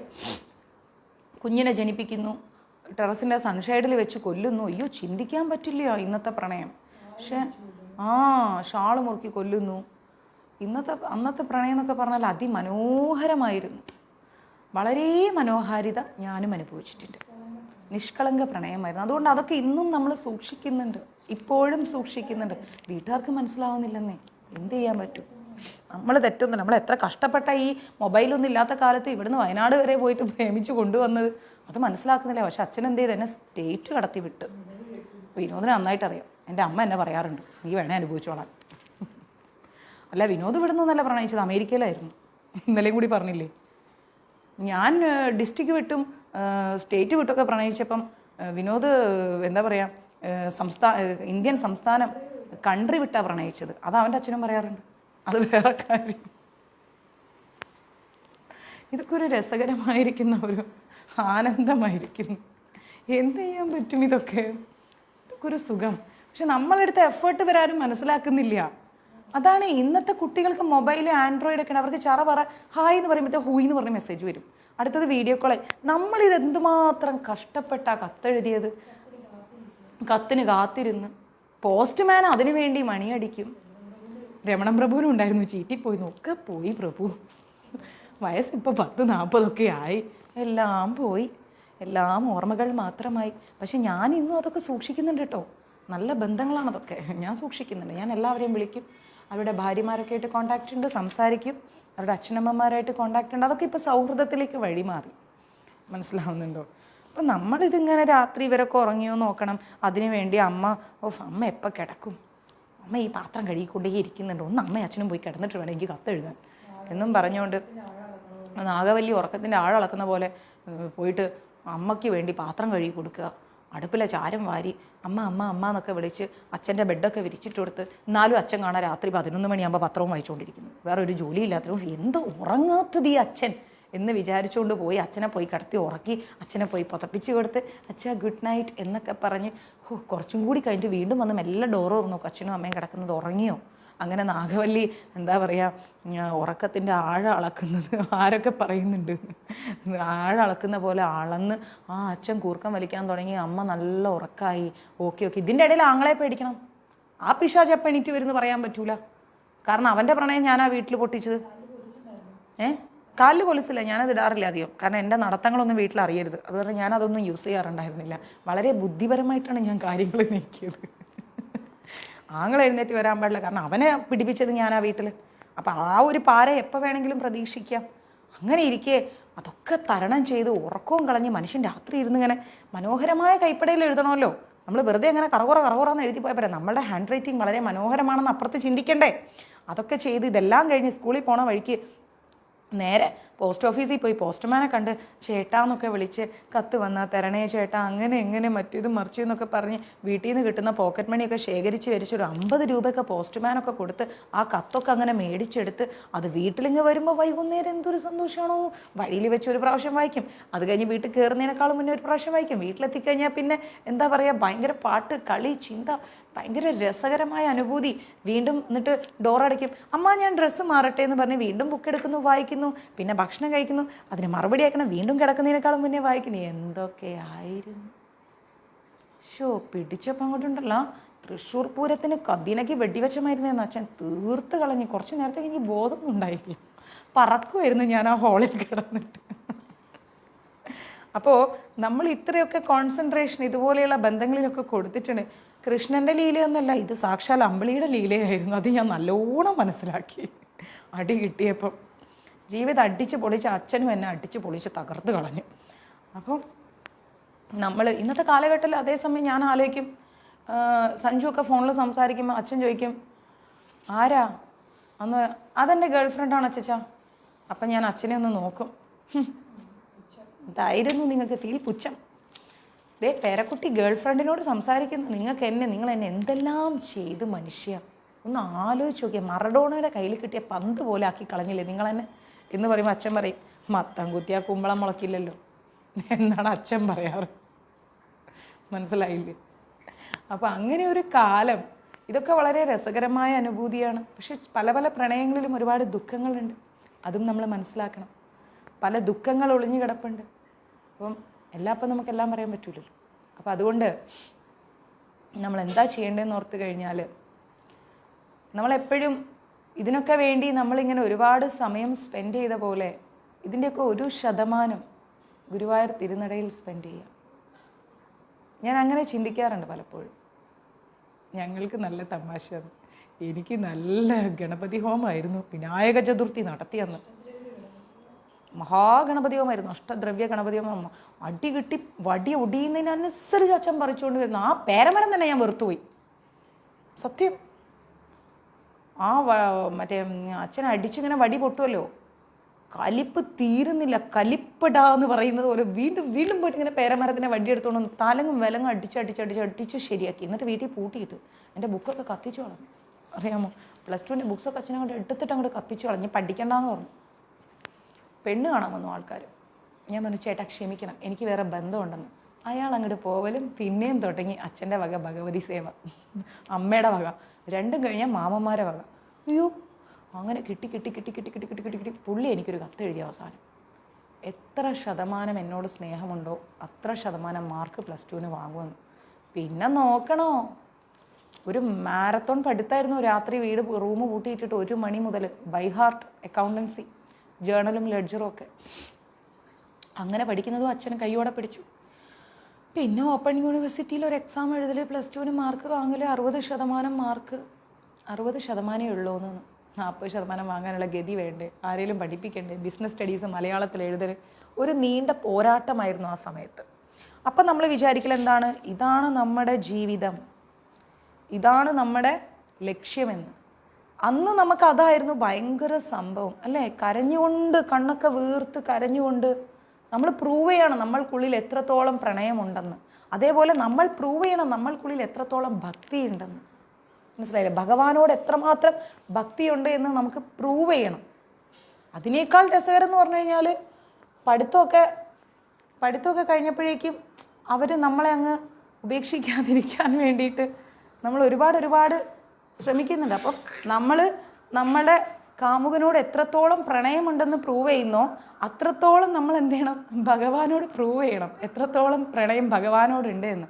കാരണം അന്ന് ഭയങ്കര പ്രശ്നങ്ങളായി, എന്നെ വീട്ടിൽ പൂട്ടിയിട്ട് തല്ലൊക്കെ ചെയ്തപ്പോൾ അദ്ദേഹം എന്നോട് പറഞ്ഞൊരു വാക്ക്, എത്ര ശതമാനം സ്നേഹം എന്നോടുണ്ട് എന്നുള്ളത് നീ നിൻ്റെ മാർക്കിൽ കാണിക്കുന്നു പറഞ്ഞപ്പം എനിക്ക് ബൈ ഹാർട്ട് പഠിച്ച് 60% വാങ്ങാൻ പറ്റിയിട്ടുള്ളൂ. പിന്നെ ആ പ്രണയമാണ് നമുക്ക് പിന്നീടുള്ള നമ്മുടെ ഒരു ലക്ഷ്യം. അപ്പം അതേപോലെ അന്ന് നമ്മുടെ കാമുകൻ്റെ ആ ഒരു കത്ത് വായിക്കാൻ നമ്മൾ കാണിക്കുന്ന ഒരു ത്വരിത, അച്ഛനും അമ്മയും ഉറങ്ങുന്നതിൻ്റെ ഉറക്കത്തിൻ്റെ ആഴം നമ്മൾ നാഗവല്ലി പോലെ അളക്കുകയാണ്, എന്നിട്ട് അടുത്ത കത്തെഴുതുകയാണ്. അപ്പോൾ അത്രയും ഒരു എക്സൈറ്റ്മെൻ്റ് ആയിരിക്കുന്ന നമ്മുടെ മൈൻഡ് നമ്മൾ എന്തുകൊണ്ട് ഇന്ന് ഭഗവാനോട് കാണിക്കുന്നില്ല? കാമുകനോട് കാണിക്കുന്ന ആ ഒരു പ്രണയത്തിൻ്റെ ഡെപ്ത് തന്നെ നമ്മൾ ആരോട് കാണിക്കണം? ഭഗവാനോട് കാണിക്കണം. ഇപ്പോഴും ഞാനിങ്ങനെ രതീഷേട്ടനുമായിട്ടുള്ള ആ പ്രണയത്തെക്കുറിച്ച് ഓർക്കുമ്പം എനിക്ക് ഭയങ്കര സന്തോഷമാണ്. കാരണം എന്ന് വെച്ച് കഴിഞ്ഞാൽ അത്രയും പ്രണയം നമ്മൾക്കുള്ളിൽ സൂക്ഷിക്കാൻ സാധിക്കുന്നല്ലോ. അതിൻ്റെ 1% പ്രണയം ആരോട് സൂക്ഷിക്കണം? അഖില കോടി ബ്രഹ്മാണ്ഡ നായകനായിരിക്കുന്ന പരമദിവ്യോത്തമ പുരുഷനോട് സൂക്ഷിച്ചേ പറ്റൂ. ആ പുള്ളിയെ കെട്ടിയില്ല. ആരാ ചോദിച്ചത് ആ പുള്ളിയെ കെട്ടിയൊന്നും? കെട്ടിയില്ല കെട്ടാൻ പറ്റിയില്ല അളിയ. അതാണ് അതിൻ്റെ വ്യത്യാസം. പക്ഷേ ഇന്ന് നമ്മൾ ഇത്രയും പഠിച്ചിട്ടുണ്ടെങ്കിൽ, എല്ലാ പുസ്തകങ്ങളും കത്തിച്ച് കളഞ്ഞപ്പം എന്നെ ഓപ്പൺ യൂണിവേഴ്സിറ്റിയിൽ പഠിപ്പിച്ചതും എൻജിനീയറിങ്ങിനെ വിട്ടതും എല്ലാം അദ്ദേഹമായിരുന്നു. അദ്ദേഹത്തിൻ്റെ പഠിത്തമെല്ലാം ഒഴിവാക്കി അതെല്ലാം വിട്ട് അദ്ദേഹം എത്തണമെന്ന് വിചാരിച്ച പൊസിഷനിലേക്ക് എത്താതെ നമുക്ക് വേണ്ടി സമയം ചെലവഴിച്ചു. അതേപോലെയാണ് ഭഗവാൻ നമുക്ക് വേണ്ടി സമയം ചെലവഴിക്കുന്നത്. ആരവൻ എൻ്റെ രാധക്കുട്ടിന്ന് സത്യം ഇന്ന് കിട്ടിയ അന്ന് കിട്ടിയ ഓരോ അടിയും ഇന്നും മനസ്സിൽ ഓർമ്മയുണ്ട്.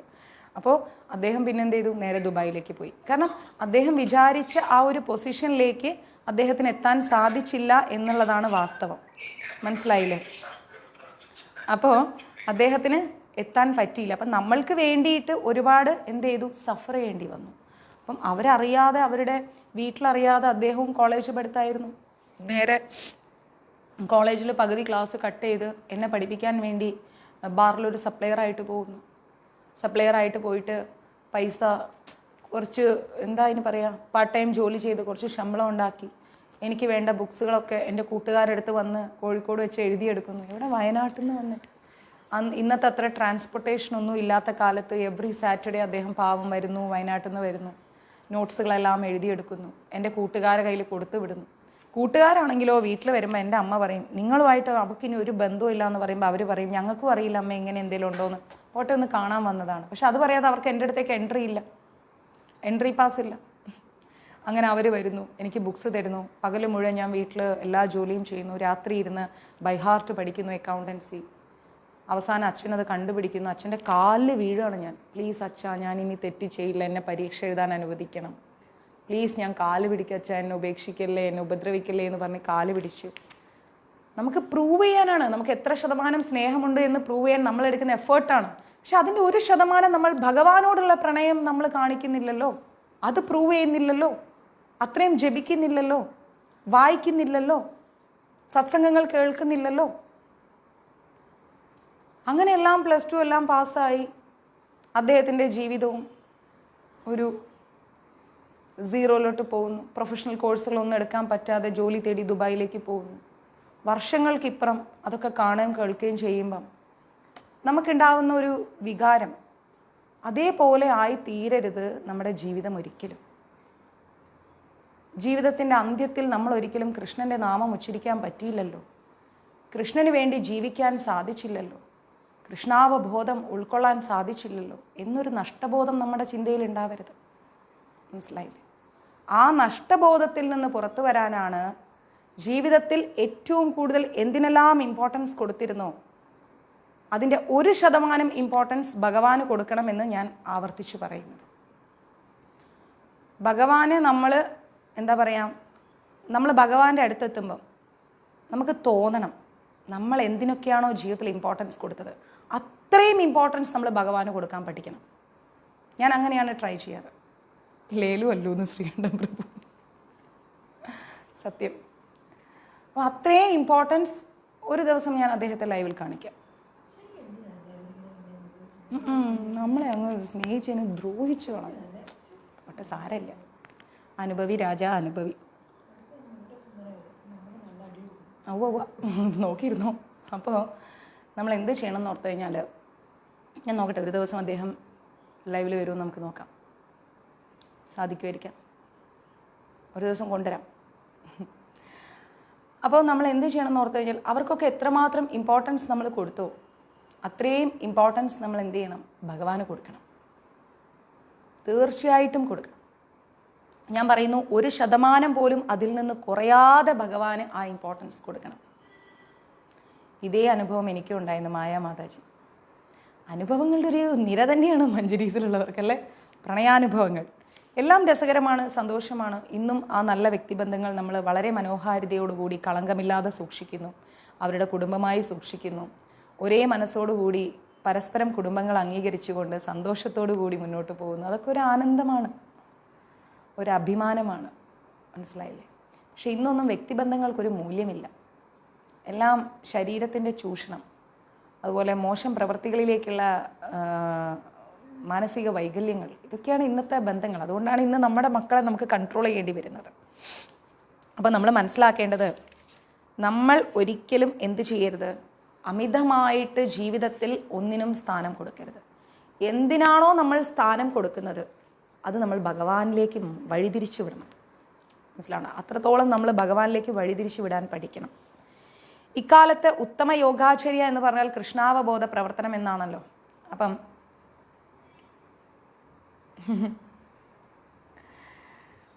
ഈ അമ്മൂസിനെ പഠിപ്പിച്ച പുണ്യാത്മാവിന് ഒരു ബിഗ് സല്യൂട്ട്. അത് പുണ്യാത്മാവ് തന്നെയാണ്. ഒരു പക്ഷേ അദ്ദേഹം അന്ന് എന്നെ കൈവിട്ടിരുന്നെങ്കിൽ ഇന്ന് ഈ സ്ഥാനത്തിരിക്കാൻ ഞാൻ ഉണ്ടാവില്ലായിരുന്നു. ബിഗിനിങ് ഒക്കെ നമ്മൾ ഓർക്കണ്ടേ? വന്ന വഴികളൊന്നും മറക്കരുത്. ഓരോരുത്തരും നമുക്ക് ചെയ്ത സഹായം മറക്കരുത്. അതിനുവേണ്ടി അദ്ദേഹം കളഞ്ഞത് അദ്ദേഹത്തിൻ്റെ ജീവിതത്തിലെ നല്ല സമയങ്ങൾ, വിദ്യാഭ്യാസ കാലഘട്ടം. അവരുടെ അച്ഛനും അമ്മയും കഷ്ടപ്പെട്ട് പണിയെടുത്ത് കോളേജിൽ ഫീസ് അടക്കുമ്പം അദ്ദേഹം പാതി ക്ലാസ്സിന് പോയി ബാക്കി ക്ലാസ് ജോലി ചെയ്ത് എനിക്ക് വേണ്ടിയിട്ട്, എന്നെ പഠിപ്പിക്കാൻ വേണ്ടിയിട്ട് വരുന്നു. നമ്മുടെ 16-17 വയസ്സ് കാലഘട്ടങ്ങൾ, കമ്മ്യൂണിക്കേഷൻ എന്ന് പറയുന്നത് വല്ലപ്പോഴും വരുന്നൊരു കത്ത്, അതൊന്ന് വീട്ടിലെത്താനുള്ള പ്രയാസങ്ങൾ, ഇങ്ങനെ നമ്മൾ എന്തുമാത്രം എഫേർട്ട് എടുത്തിരിക്കുന്നു ഓരോ കാര്യങ്ങൾക്ക്. ഈ എഫേർട്ടിൻ്റെ ഒക്കെ 1% ഭഗവാന് വേണ്ടി എടുക്കൂ. ഇന്ന് നമുക്കതെല്ലാം ഒരു രസകരമായ അനുഭൂതിയാണ്, നല്ല നല്ല ഓർമ്മകളാണ്. അപ്പോൾ ആ എഫേർട്ട് നമ്മൾ എന്ത് ചെയ്യണം? ഇപ്പം നമ്മൾ ഭഗവാനിലേക്ക് തിരിക്കണം. ഭഗവാന്റെ ഒരു കാരുണ്യത്തിന് വേണ്ടി കുറച്ചു നേരം അദ്ദേഹത്തിൻ്റെ മുഖത്തേക്ക് നോക്കിയിരിക്കൂ. ഞാൻ അങ്ങനെയൊക്കെയാണ് ചെയ്യാറ്. കുറച്ചു നേരം ഭഗവാന്റെ മുഖത്തേക്ക് തന്നെ നോക്കിയിരിക്കുക. ഭഗവാൻ ജീവിച്ച കാലഘട്ടത്തെക്കുറിച്ചൊന്ന് ചിന്തിക്കുക. നമ്മുടെ ജീവിതത്തിൽ അദ്ദേഹം എത്രത്തോളം ഇമ്പോർട്ടൻ്റ് ആണെന്ന് ആലോചിക്കുക. അദ്ദേഹം പറഞ്ഞു തന്ന ഈ വാക്കുകളിലൂടെ സമയം കണ്ടെത്തുക. ആലോചിക്കൂ. ഞാൻ വളരെ രസകരമായിട്ട് ഭഗവാനുമായിട്ടുള്ള ആ ഒരു കുട്ടി നിമിഷം ഞാൻ ആസ്വദിക്കാറുണ്ട്.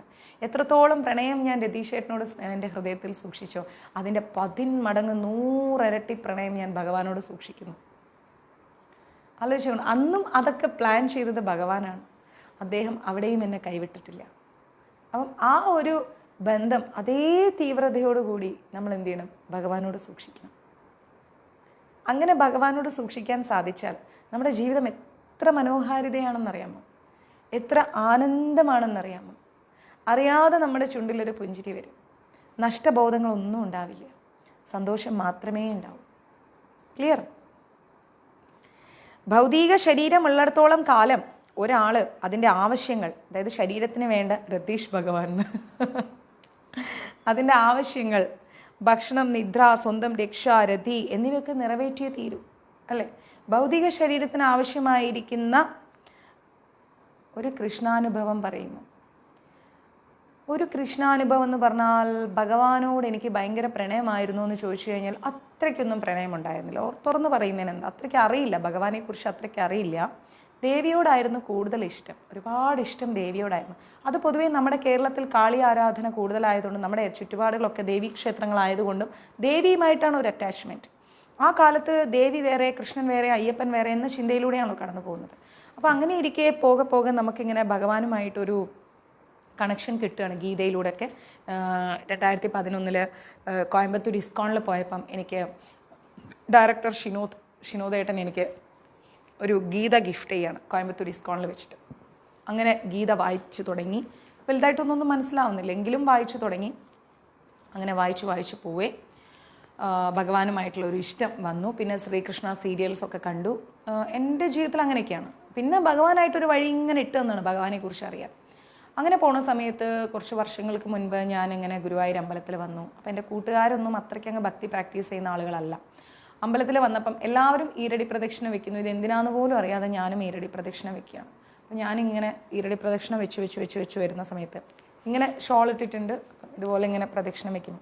കൃഷ്ണ, എന്നാ ഒന്ന് കാണാൻ പറ്റുക, ശരിക്കും ഇവിടെ ഇരിക്കുന്നുണ്ടോ, ഞങ്ങളിങ്ങനെയൊക്കെ ചെയ്യുന്നതൊക്കെ കാണുന്നുണ്ടോ, എന്താ ഞങ്ങളോട് പറയാനുള്ളത്, ഒരു വട്ടമെങ്കിലും എത്രയോ ആളുകളുടെ മുമ്പിൽ പൂന്താനത്തിന് മുമ്പിലൊക്കെ അങ്ങ് വന്നിരിക്കുന്നു, എനിക്കും ഒന്ന് കാണാൻ എന്നൊക്കെ ഇങ്ങനെ പറഞ്ഞിങ്ങനെ പ്രാർത്ഥിച്ചിങ്ങനെ നടക്കുമ്പം മുകളിൽ നിന്നൊരു മയിൽപ്പീലി, നിങ്ങൾ പറഞ്ഞാൽ വിശ്വസിക്കുമോ എന്നറിയില്ല, ഇന്ന് വിനായക ചതുർത്ഥി ദിവസമാണ്, ഭഗവാൻ സത്യം, ഒരു മയിൽപ്പീലി എൻ്റെ ഈ ഷോളിൽ വന്ന് വീണു ഇവിടെ.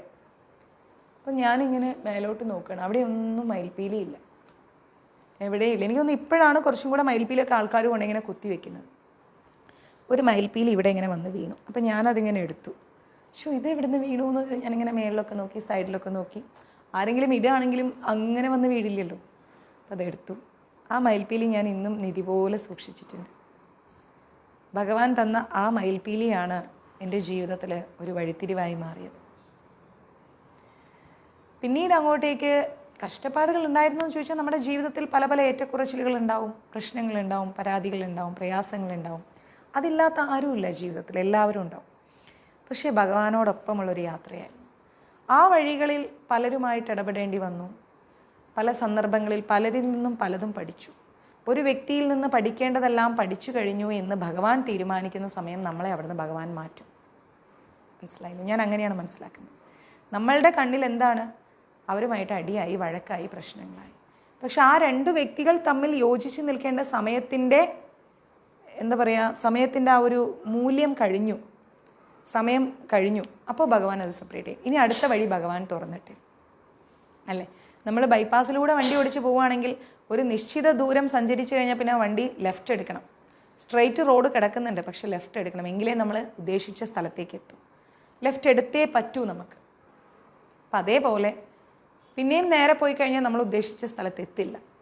ഭഗവാൻ നമ്മളെ വഴി നടത്തണം ഓരോ വഴികളിലൂടെ. അവിടെ ആർക്കും നമുക്ക് എന്താണ്, ആരോടും നമുക്ക് വിരോധമില്ല, പരാതിയില്ല, വിദ്വേഷമില്ല.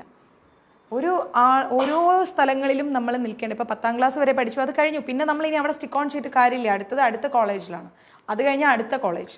അപ്പോൾ അതേപോലെ നമ്മൾ നമ്മുടെ ജീവിതത്തിൽ ഓരോ വ്യക്തികളുമായിട്ട് അടുക്കും തോറും നമ്മൾ എന്താ ചെയ്യുന്നത്? ഓരോ സ്ഥലങ്ങളിലും നമ്മൾക്ക് നിൽക്കേണ്ട സമയത്തിന് പരിമിതികളുണ്ട്. ആ പരിമിതികൾ കഴിയുമ്പോൾ നമ്മൾ അവിടുന്ന് മാറുന്നു, അടുത്ത കാലഘട്ടം അല്ലെങ്കിൽ അടുത്ത സ്റ്റേജ് തേടി നമ്മൾ പോകുന്നു. അങ്ങനെ ഇതാ ഇവിടെ വരെ എത്തിയിരിക്കുന്നു. അപ്പോൾ ഇവിടെ പറയുന്നു, ഭൗതിക ശരീരമുള്ളിടത്തോളം കാലം, നമ്മുടെ ശരീരമുള്ള കാലം വരെ ഒരാൾ അതിൻ്റെ ആവശ്യങ്ങൾ, ശരീരത്തിൻ്റെ ആവശ്യങ്ങൾ എന്താണ്? ഭക്ഷണം, ഉറക്കം, സ്വന്തം രക്ഷ, രതി, ഇതൊക്കെ ആവശ്യങ്ങളാണല്ലേ. ഇതെല്ലാം നിറവേറ്റാതെ പറ്റില്ല.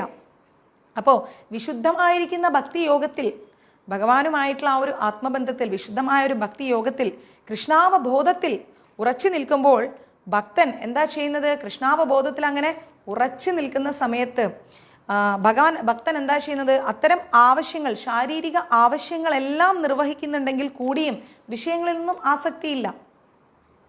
ഭക്ഷണം കഴിക്കുന്നുണ്ടെങ്കിലും ഉറങ്ങുന്നുണ്ടെങ്കിലും എല്ലാം ഉണ്ടെങ്കിലും ഒരു മനുഷ്യൻ കൃഷ്ണാവബോധത്തിലൂടെയാണ് ഇതെല്ലാം ചെയ്യുന്നതെങ്കിൽ ഇതിലൊന്നും ആസക്തിയില്ല. എങ്ങനെയാണ് ആസക്തി ഇല്ലാതാവുക? അയ്യോ, എനിക്ക് ഉച്ചയ്ക്ക് ചോറ് തന്നെ കിട്ടണം, അതിനെനിക്ക് ഈ കറി തന്നെ വേണം. ചിലപ്പോൾ അത് കിട്ടിയില്ല, എന്ത് ചെയ്യും? പണ്ട് ഞാൻ പറഞ്ഞില്ലേ, ഞാൻ മാരേജ് ചെയ്ത് ചെന്നൈയിൽ പോയപ്പോൾ എനിക്ക് തമിഴ്നാട്ടിലെ റൈസ് എനിക്ക് ഇഷ്ടമല്ല. പാവം എൻ്റെ അച്ഛൻ ചാക്കായിട്ട് കേരള റൈസ് എത്തിച്ചു തരുമായിരുന്നു. എഴുതിയിടണം കേട്ടോ ശ്രീകണ്ഠൻ പ്രഭു, ഞാൻ ഗ്രൂപ്പിലിടാം. നിങ്ങളുടെ എല്ലാവരുടെയും കൃഷ്ണാനുഭവങ്ങൾ എഴുതിയിടും, എനിക്ക് ഓഡിയോ അല്ലാതെ എഴുതി, അല്ലേ, മലയാളത്തിൽ എഴുതിയിടും, എനിക്ക് പോസ്റ്റ് ചെയ്യൂ, എനിക്കിടൂ. ഞാനപ്പോൾ നമ്മുടെ ഗ്രൂപ്പിൽ പോസ്റ്റ് ചെയ്യാം, നമ്മുടെ പേജിൽ, നമ്മുടെ ഗ്രൂപ്പിലൊക്കെ പോസ്റ്റ്. അതൊക്കെ വളരെ രസകരമാണ്. നമ്മളെല്ലാവരും ഒന്നല്ലേ, ഒരേ മനസ്സോടെയല്ലേ നമ്മളെല്ലാവരും വന്ന്. ഭാരതിയമ്മയ്ക്കൊക്കെ അറിയാം, ഞങ്ങൾ കളിയും ചിരിയും തമാശയായിട്ടാണ്. സൗന്ദര്യാമ്മയ്ക്കൊക്കെ അറിയാം, ഞങ്ങൾ യാത്രകളൊക്കെ ചെയ്യാറ്. സൗന്ദര്യാമ്മയൊക്കെ ആയിട്ട് നമ്മൾ ഫോട്ടോ എടുത്ത്, പാവ അമ്മയ്ക്ക് നടക്കാനൊക്കെ കുറച്ച് പ്രയാസമാണ് കേട്ടോ. അപ്പോൾ അമ്മ, ഞങ്ങൾ ഒരു സ്ഥലത്ത് നിന്നിട്ട്, എവിടെയായിരുന്നു അത്, നമ്മുടെ ഏത് ക്ഷേത്രമായിരുന്നു,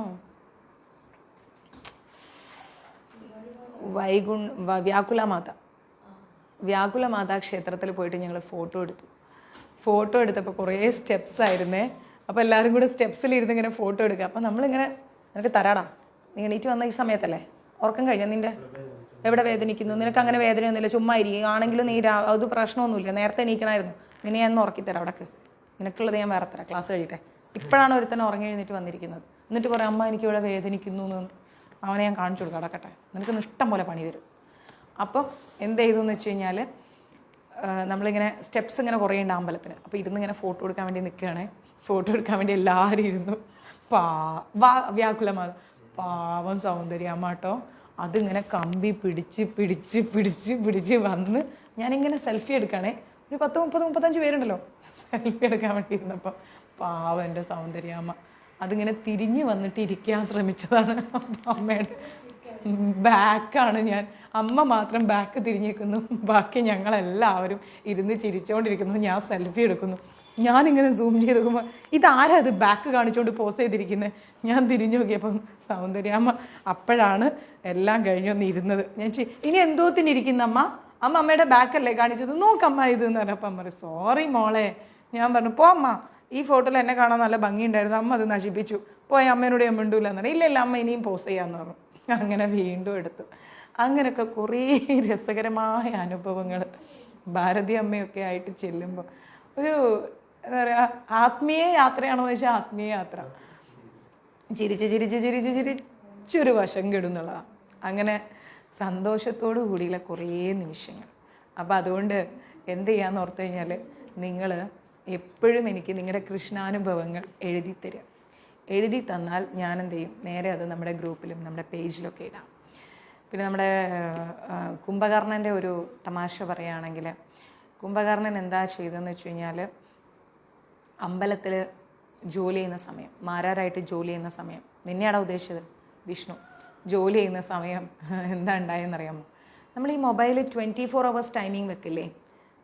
അതെ, സൗന്ദര്യം അറിയാം, ഒരിക്കലും മറക്കാത്ത യാത്രയെന്ന് സന്തോഷം മാത്രമോ ഇനിയും പോകാമേ. അപ്പോൾ 24 hours വെക്കുമല്ലോ നമ്മൾ. അതായത് 10 മണി എന്നൊക്കെ പറയുകയാണെങ്കിൽ, 8 മണി എന്നൊക്കെ പറയുകയാണെങ്കിൽ 21:30, 22:30, 23:30 അങ്ങനെ വെക്കുമല്ലോ.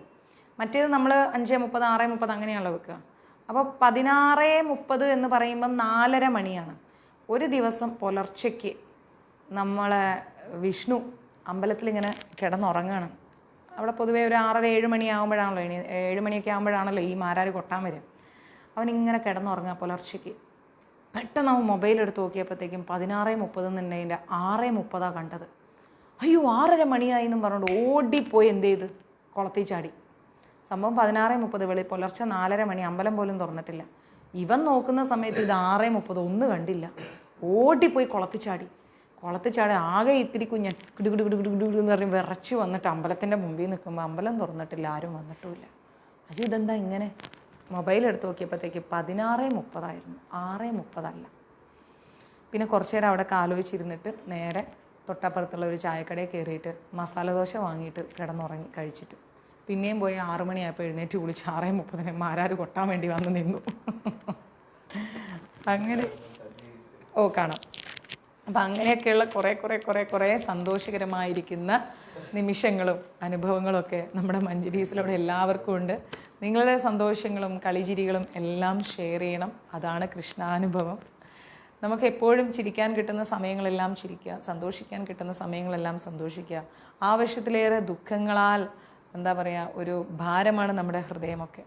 ആ ഒരു ദുഃഖഭാരത്തിനിടയിലും ചിരിക്കാനൊരു സമയം, അത് ചിരിക്കാൻ നമ്മൾ മറക്കരുത്. Entertainment life. ദിവ്യ പിന്നെ ഉറക്കത്തിൽ ട്രാഫിക് പോലീസിനെ പോലെയാണ്. ഉറങ്ങാൻ കിടന്നപ്പോൾ കഴിഞ്ഞ ദിവസം ഞാൻ നോക്കുമ്പോൾ കൈയൊക്കെ ഇങ്ങനെ പൊക്കി വെച്ചിരിക്കുന്നു. ഞാൻ ആലോചിക്കും ഇതെന്തിനിപ്പോൾ പൊക്കി വെച്ച്, ഇവക്ക് പണി ട്രാഫിക്കിലായിരുന്നു എന്ന്. ഹരേ കൃഷ്ണ. അപ്പോൾ ഇവിടെ പറയുന്നു, ഭൗതിക ശരീരമുള്ള കാലെടുത്തോളം, ഇത് ഈ പാരഗ്രാഫ് കഴിഞ്ഞ് നമ്മുടെ ക്ലാസ് കഴിഞ്ഞു. ഭൗതിക ശരീരമുള്ള കാലം വരെ നമുക്ക് ഉറക്കം വേണം, ഭക്ഷണം വേണം, സ്വന്തം രക്ഷ വേണം, രതി വേണം, എല്ലാം വേണം. പക്ഷെ ഇതൊക്കെ ഉണ്ടെങ്കിൽ കൂടിയും കൃഷ്ണാവബോധത്തിലൂടെ പോകുന്ന ഒരു വ്യക്തി ഇതെല്ലാം ഫീൽ ചെയ്യുന്നുണ്ടെങ്കിലും എന്താണ്, ഇതിലൊന്നും ആസക്തിപ്പെടില്ല. ഇന്ന ഭക്ഷണമേ കഴിക്കൂ എന്ന ഒരു തീരുമാനമില്ല. ഇത്രയും കിടന്നുറങ്ങണം, അത് ഇന്ന സ്ഥലത്തേ ഉറങ്ങണം എന്നുള്ളതുമില്ല. ദുഃഖം മാത്രമാണോ എന്ന് ചോദിച്ചു കഴിഞ്ഞാൽ അത് നമ്മൾ സ്വയം കണ്ടെത്തണം. സന്തോഷത്തെ തീർച്ചയായിട്ടും സന്തോഷത്തെ കണ്ടെത്തണം. അനുമാതാജി, എനിക്ക് അനുമാതാജിയുടെ വിഷമങ്ങൾ അറിയാം, പക്ഷെ അതെല്ലാം മാറും. എനിക്ക് നല്ല വിശ്വാസമുണ്ട് അതെല്ലാം മാറുമെന്ന്. ഭഗവാനില്ലേ കൂടെ, വിഘ്നഹര ചതുർത്ഥിയാണെന്ന്. ആ വിഘ്നേശ്വരൻ മാതാജിയുടെ ദുരിതങ്ങളെല്ലാം മാറ്റിത്തരും. വിഷമിക്കാതിരിക്കും കേട്ടോ. അപ്പോൾ ജീവിതത്തിന് ആവശ്യമായവ മാത്രം സ്വീകരിച്ചുകൊണ്ട് അനാവശ്യമായതിനെയൊക്കെ നമ്മൾ എന്ത് ചെയ്യും? പുറന്തള്ളും. ഒരു നഷ്ടക്കച്ചവടത്തെ ആവശ്യത്തിനാവുന്നത്ര പ്രയോജനപ്പെടുത്തണം എന്നതുപോലെ കൃഷ്ണാവബോധമാകുന്ന, അതെ, ദുഃഖമെന്ന് വിചാരിച്ചാലേ ദുഃഖമുള്ളൂ, ദുഃഖത്തെ സന്തോഷമാക്കുക. ഒരു നഷ്ടക്കച്ചവടത്തെ പ്രയോജനപ്പെടുത്തും നമ്മൾ, അല്ലേ? എന്തായാലും നഷ്ടം സംഭവിച്ചു, ഇനി അതിനെങ്ങനെ യൂട്ടിലൈസ് ചെയ്യാമെന്ന്, എങ്ങനെ അത് നികത്താമെന്ന് ആലോചിക്കുന്നത് പോലെ കൃഷ്ണാവബോധം കൊണ്ടുണ്ടാകുന്ന അതീന്ദ്രിയമാകുന്ന ആനന്ദത്തെ അനുഭവിച്ച് പോരണം നമ്മൾ. അതീന്ദ്രിയമായിരിക്കുന്ന ഒരു ആനന്ദം നമ്മൾ ആ കൃഷ്ണാവബോധത്തിലൂടെ അനുഭവിച്ച് നമ്മൾ വരണം. അപകടങ്ങൾ, രോഗം, പഞ്ഞം, ദാരിദ്ര്യം മുതലായ ഒരുപാട് ആകസ്മിക സംഭവങ്ങളിൽ, ഇങ്ങനെയുള്ള സംഭവങ്ങളെല്ലാം ജീവിതത്തിൽ വരും. ഏറ്റവും പ്രിയപ്പെട്ട ബന്ധുജനങ്ങളുടെ മരണത്താൽ പോലും കുറച്ചൊക്കെ നമ്മൾ വിഷമിക്കും. വളരെ പ്രിയപ്പെട്ടവരുടെ എന്താ പറയുക, മരണം സംഭവിക്കുമ്പോൾ നമ്മൾ വല്ലാതെ മാനസികമായി തളരും. അപ്പോൾ പോലും എന്താ ചെയ്യേണ്ടത്? ഭക്തിയോഗ സംബന്ധികളായിരിക്കുന്ന പ്രവൃത്തികൾ, ഭക്തിയോഗമായിരിക്കുന്ന കാര്യങ്ങളിലൂടെയുള്ള നമ്മുടെ പ്രവൃത്തികൾ നിറവേറ്റുന്നതിൽ നമ്മൾ ഒരിക്കലും ഉദാസീനരാവരുത്. നമ്മൾ പറയും നമുക്ക് വളരെ പ്രിയപ്പെട്ട ഒരു വ്യക്തി മരിച്ചു, ഇനി എന്ത് ജീവിക്കണം, എൻ്റെ ഭർത്താവ് പോയി, എൻ്റെ മക്കൾ പോയി, എൻ്റെ അമ്മ പോയി, എൻ്റെ അച്ഛൻ പോയി എന്നൊക്കെ നമ്മൾ ചിന്തിച്ചിട്ട് അവിടെ നമ്മുടെ ജീവിതം സ്റ്റോപ്പാവുന്നില്ല. ഭക്തിയോഗത്തിലൂടെ നമ്മൾ വീണ്ടും പ്രാക്ടീസ് ചെയ്യണം, ഭഗവാനുമായിട്ട് വീണ്ടും നമ്മൾ ആത്മബന്ധം സൂക്ഷിക്കണം. ഇതെല്ലാം കർമ്മഫലങ്ങളാണ്. ഇതിൽ നിന്നെല്ലാം നമ്മൾ പുറത്തു വരണം, വന്നേ പറ്റൂ. അങ്ങനെ നമ്മൾ എന്ത് ചെയ്യണം? നമ്മൾ ആ ഒരു ആനന്ദമാകുന്ന ആ ഒരു നിമിഷത്തിലേക്ക് നമ്മുടെ ജീവിതത്തെ നമ്മൾ കൊണ്ടുവരാൻ പഠിക്കണം. അങ്ങനെ കൊണ്ടുവന്നാലാണ് നമ്മുടെ ജീവിതം കംപ്ലീറ്റ് ആവുന്നത്. ജീവിതത്തിൽ ആകസ്മികമായി സംഭവിക്കുന്ന കാര്യങ്ങളിൽ മനസ്സിനെ ഒരിക്കലും നമ്മൾ തളച്ചിടരുത്. അടുത്ത കാര്യങ്ങൾ ചെയ്യണം, അതിൽ നിന്ന് പുറത്തു വരണം. ഒരാപത്തും ഒരു ഭക്തനെ സ്വന്തം കർത്തവ്യത്തിൽ നിന്ന് വ്യതിചലിപ്പിക്കുകയില്ല. ഒരാപത്തിനെ കൊണ്ടും നമ്മൾ ചെയ്യേണ്ട പ്രവൃത്തികളിൽ നിന്ന് നമ്മൾ പുറത്തു വരാൻ പാടില്ല. അങ്ങനെ ചെയ്യരുത്. നമ്മൾ ചെയ്യേണ്ട ഉത്തരവാദിത്തങ്ങളെല്ലാം ഈ ഭൂമിയിൽ ചെയ്യണമല്ലോ. ജീവിതത്തിൽ സംഭവിക്കുന്ന എന്ത് വലിയ മാറ്റങ്ങളായാലും ശരി, ആ മാറ്റത്തിന് നമ്മളെ മാറ്റാനുള്ള അവസരം കൊടുക്കരുത്. മനസ്സിലായില്ലേ? അതൊന്നും സാരല്ലേ മാതാജി, എല്ലാം ഭഗവാൻ കാണുന്നുണ്ട്, വിഷമിക്കാതെ അങ്ങ്. ഭഗവാനെ മറന്ന് ജീവിച്ചില്ല ഇതുവരെ, പക്ഷേ ഭഗവാൻ മറന്നോ അല്ലെങ്കിൽ കാണുന്നില്ലേ എന്ന് തോന്നിപ്പോകും. കാണുന്നുണ്ട്. അങ്ങയുടെ കർമ്മഫല ദുരിതങ്ങൾ, കഴിഞ്ഞ ജന്മത്തിൽ അറിഞ്ഞോ അറിയാതെയോ ചെയ്തു പോയ കർമ്മഫല ദുരിതങ്ങളെല്ലാം മാറുകയാണ്. ആ കാഠിന്യം അത് ഇതിനേക്കാൾ വലിയ കാഠിന്യമായിരുന്നു, പക്ഷേ ഭഗവാൻ അത് കുറച്ച് കുറച്ചായിട്ട് നമുക്ക് തരുന്നുള്ളൂ. ഊട്ടിയിൽ ദൊഡ്ഡാപ്പേട്ട കയറി നിൽക്കുന്ന അത്ര തണുപ്പ് എന്തായാലും ഇവിടെ നമുക്കില്ല, അല്ലേ? സൂര്യൻ്റെ ആ ഒരു ചെറിയ ചൂടുള്ളത് കൊണ്ട് നമുക്ക് അത്രയും തണുപ്പ് അനുഭവപ്പെടുന്നില്ല, പക്ഷേ തണുപ്പുണ്ട് എന്ന് പറഞ്ഞതുപോലെ അങ്ങ് ഇന്ന് അനുഭവിക്കുന്നതിൻ്റെ 10 മടങ്ങായിരുന്നു അങ്ങ് അനുഭവിക്കേണ്ടിയിരുന്നത്. പക്ഷേ ഭഗവാൻ ഇടപെട്ടിട്ട് അതിനെ ഒന്ന് നമുക്ക് സാധിക്കുന്ന രീതിയിൽ അതിൻ്റെ ശക്തി കുറച്ച് വെച്ചിട്ടുണ്ട്. അദ്ദേഹത്തോട് നന്ദി പറഞ്ഞുകൊണ്ട് ആ തൃപാദങ്ങൾ മുറുകെ പിടിച്ച് എന്നെ മുന്നോട്ട് പൊരുതൂ, ആ പ്രയാസങ്ങൾ മാറിക്കിട്ടും, പേടിക്കണ്ട. ഓക്കെ? അപ്പോൾ ജീവിതത്തിൽ നമ്മൾക്ക് സംഭവിക്കുന്ന ഒരു കാര്യങ്ങളും നമ്മൾ ചെയ്യേണ്ട ഉത്തരവാദിത്തങ്ങളിൽ നിന്ന് നമ്മളെ പിന്തിരിപ്പിക്കാനുള്ള അവസരമാക്കി നമ്മൾ മാറ്റരുത്. ഇത്രയും നഷ്ടങ്ങൾ സംഭവിച്ചു, ഇനി ഞാൻ ജീവിക്കുന്നില്ല എന്ന തോന്നൽ നമ്മൾക്കുള്ളിൽ ഉണ്ടാക്കിയെടുക്കരുത്. സംഭവിക്കാനുള്ളതെല്ലാം സംഭവിച്ചു, ഇനി അടുത്തത് എന്ത് ചെയ്യാം, അതേക്കുറിച്ചാണ് ആലോചിക്കേണ്ടത്. ഇവിടെ പറയുന്നു, ആഗമാഭീനോ നിത്യാസ്താം സ്ഥിതിക്ഷ സ്വഭാരത എന്ന് ഭഗവത്ഗീതയിൽ പറയുന്നുണ്ട്. ആകസ്മികമായിരിക്കുന്ന അനുഭവങ്ങളെല്ലാം തന്നെ ഭക്തൻ സഹിക്കും. അതാണൊരു ഭക്തൻ. ജീവിതത്തിൽ പ്രതീക്ഷിക്കാതെ വരുന്ന എല്ലാ ദുരിതങ്ങളെയും ഭക്തൻ എന്തു ചെയ്യും? ഭഗവാനെ മുറുകെ പിടിച്ചുകൊണ്ട് നേരിടും, അത് മറികടക്കും. അത് എത്ര വലിയ പ്രശ്നങ്ങളാണെങ്കിലും ശരി, നമ്മളത് മറികടക്കും. അവിടെയാണ് നമ്മുടെ ജീവിതത്തിൻ്റെ വിജയം. ഓക്കെ? അവ വന്നാലും പോയാലും അതൊന്നും ഞാൻ ചെയ്യേണ്ട കടമയെ ബാധിക്കുന്നില്ല എന്ന് നമ്മൾക്കൊരു ബോധമുണ്ടാവും. അതാണൊരു ഭക്തൻ. അല്ലാതെ ജീവിതത്തിൽ പെട്ടെന്ന് എന്തെങ്കിലും ഒരു ഇത് സംഭവിക്കുമ്പോഴേക്കും കംപ്ലീറ്റും ഒഴിവാക്കിക്കൊണ്ട് എല്ലാം തീർന്നു എന്ന് പറയുന്ന മാനസികാവസ്ഥയിൽ ഇരിക്കാൻ പാടില്ല. അങ്ങനെ നമ്മൾ എല്ലാ അവസ്ഥയെയും തരണം ചെയ്തുകൊണ്ട് മുന്നോട്ട് പോവുകയാണെങ്കിൽ അങ്ങനെ ആ മനുഷ്യൻ യോഗാനുഷ്ഠാനത്തിൻ്റെ പരമകാഷ്ഠയിലെത്തുന്നു എന്നാണ് പറയുന്നത്. യോഗ ചെയ്യുന്ന യോഗാനുഷ്ഠാനത്തിൻ്റെ പരമ ഉത്തുംഗ ശൃംഗത്തിലെത്തുന്നു എന്നാണ് പറയുന്നത്. നമ്മൾ ആ ഒരു ജീവിതത്തിൽ സംഭവിക്കുന്ന ദുരിതങ്ങളിൽ നിന്നൊക്കെ ഒരു മോചനം നമ്മൾ തന്നെ സ്വയം ഉണ്ടാക്കിയെടുക്കുകയാണെങ്കിൽ നമ്മൾ യോഗാനുഷ്ഠാനത്തിൻ്റെ ഉയർന്ന അവസ്ഥയിലേക്ക് എത്തുന്നു. അങ്ങനെ എത്തുമ്പോൾ എന്താ ഉണ്ടാവുന്നത്? അടുത്തത് ഭക്തി യോഗത്തിലേക്ക് പോകും. നമ്മൾ ഭക്തി എന്താണെന്ന് നമുക്ക് പ്രാക്ടീസ് ചെയ്യാൻ സാധിക്കും. ഭക്തി പ്രാക്ടീസ് ചെയ്താൽ ആരെ നമുക്ക് കിട്ടും? ഭഗവാനെ കിട്ടും. അതിലേ നമ്മുടെ ലക്ഷ്യം. അങ്ങനെ ഭഗവാനിലേക്ക് കിട്ടിക്കഴിഞ്ഞാൽ നമ്മൾ പിന്നെ നമ്മുടെ ഈ ജന്മം പൂർത്തിയായി. ഓക്കെ, നമുക്ക് ഏകദേശം എത്ര ശ്ലോകങ്ങളുണ്ടെന്നറിയോ? 47 ശ്ലോകങ്ങളുണ്ട്. 23 ശ്ലോകങ്ങളും കഴിഞ്ഞു. ഇനി 24-ാമത്തെ ശ്ലോകമാണ്. അത് ഇന്ന് എടുക്കുന്നില്ല, നാളെ എടുക്കാം. 24-ാമത്തെ ശ്ലോകമാണ്. ഓക്കെ, ഇന്നത്തെ ക്ലാസ് നമുക്ക് വൈൻഡപ്പ് ചെയ്യാം. ഇന്നത്തെ ക്ലാസ് എല്ലാവർക്കും ഇഷ്ടമായി എന്ന് കരുതുന്നു. കുറച്ച് കളിയും ചിരിയും തമാശയും പോയിട്ട് വരും രമണൻ, തമാശയും ഒക്കെ ഞാനും ഒന്ന് പുറത്തിറങ്ങട്ടെ, കുറച്ച് സാധനങ്ങളൊക്കെ വാങ്ങാനുണ്ട്. അപ്പം മറക്കണ്ട, ആർക്കെങ്കിലുമൊക്കെ ഇനിയും തിരുപ്പതിയിലേക്ക് അന്നദാനം തരാനുണ്ടെങ്കിൽ തരാം. ലാസ്റ്റ് മൊമെൻറ്റിൽ നമുക്ക് എഴുതിയെടുക്കാൻ ബുദ്ധിമുട്ടാണ്. കളിയും ചിരിയും തമാശയും ഒക്കെ ആയിട്ട് ചിരിക്കാനും ചിന്തിക്കാനുമായിട്ട് ഭഗവാൻ നമുക്കൊരുപാട് സമയം തന്നു അല്ലേ? ഭഗവാൻ നൽകിയ ആ ഒരു 2-2.5 മണിക്കൂർ അദ്ദേഹത്തിൻ്റെ തൃപ്പാദങ്ങളിൽ ഉച്ചയ്ക്ക് ശേഷം വിളിച്ചു, രാജി മാതാജി ഞാനിപ്പോൾ ഒന്ന് പുറത്തു പോവാണ്. ആ 2-2.5 മണിക്കൂർ നമ്മൾ കുറേ കാര്യങ്ങളെല്ലാം മറന്നുപോയി. നമ്മുടെ ചുറ്റുപാടുകളെല്ലാം മറന്ന് കളിയും ചിരിയുമായിട്ട് മുന്നോട്ട് പോയി. കുറേ കാര്യങ്ങൾ അദ്ദേഹത്തിൻ്റെയും ഗുരുപരമ്പരയുടെയും കാരുണ്യം കൊണ്ട് പഠിച്ചു. നിങ്ങൾക്കെല്ലാവർക്കും നന്മയുണ്ടാവട്ടെ, എല്ലാ അനുഗ്രഹങ്ങളും ഉണ്ടാവട്ടെ, സർവ്വ ഐശ്വര്യങ്ങളും ഉണ്ടാവട്ടെ. ജീവിതത്തിലെ സമസ്ത വിഘ്നങ്ങളും നിങ്ങളുടെ ജീവിതത്തിൽ നിന്ന് ഒഴിഞ്ഞു പോട്ടെ. ഭക്തിയിലേക്ക് ഉയരാൻ സാധിക്കട്ടെ. എല്ലാ അനുഗ്രഹവും ഉണ്ടാവട്ടെ. അപ്പോൾ ഒരിക്കൽ കൂടിയും എൻ്റെയും ഗുരുവായൂർ മഞ്ജരീസിൻ്റെയും ഹൃദയം നിറഞ്ഞ വിനായക ചതുർത്ഥി ദിനാശംസകൾ. ഹരേ കൃഷ്ണ.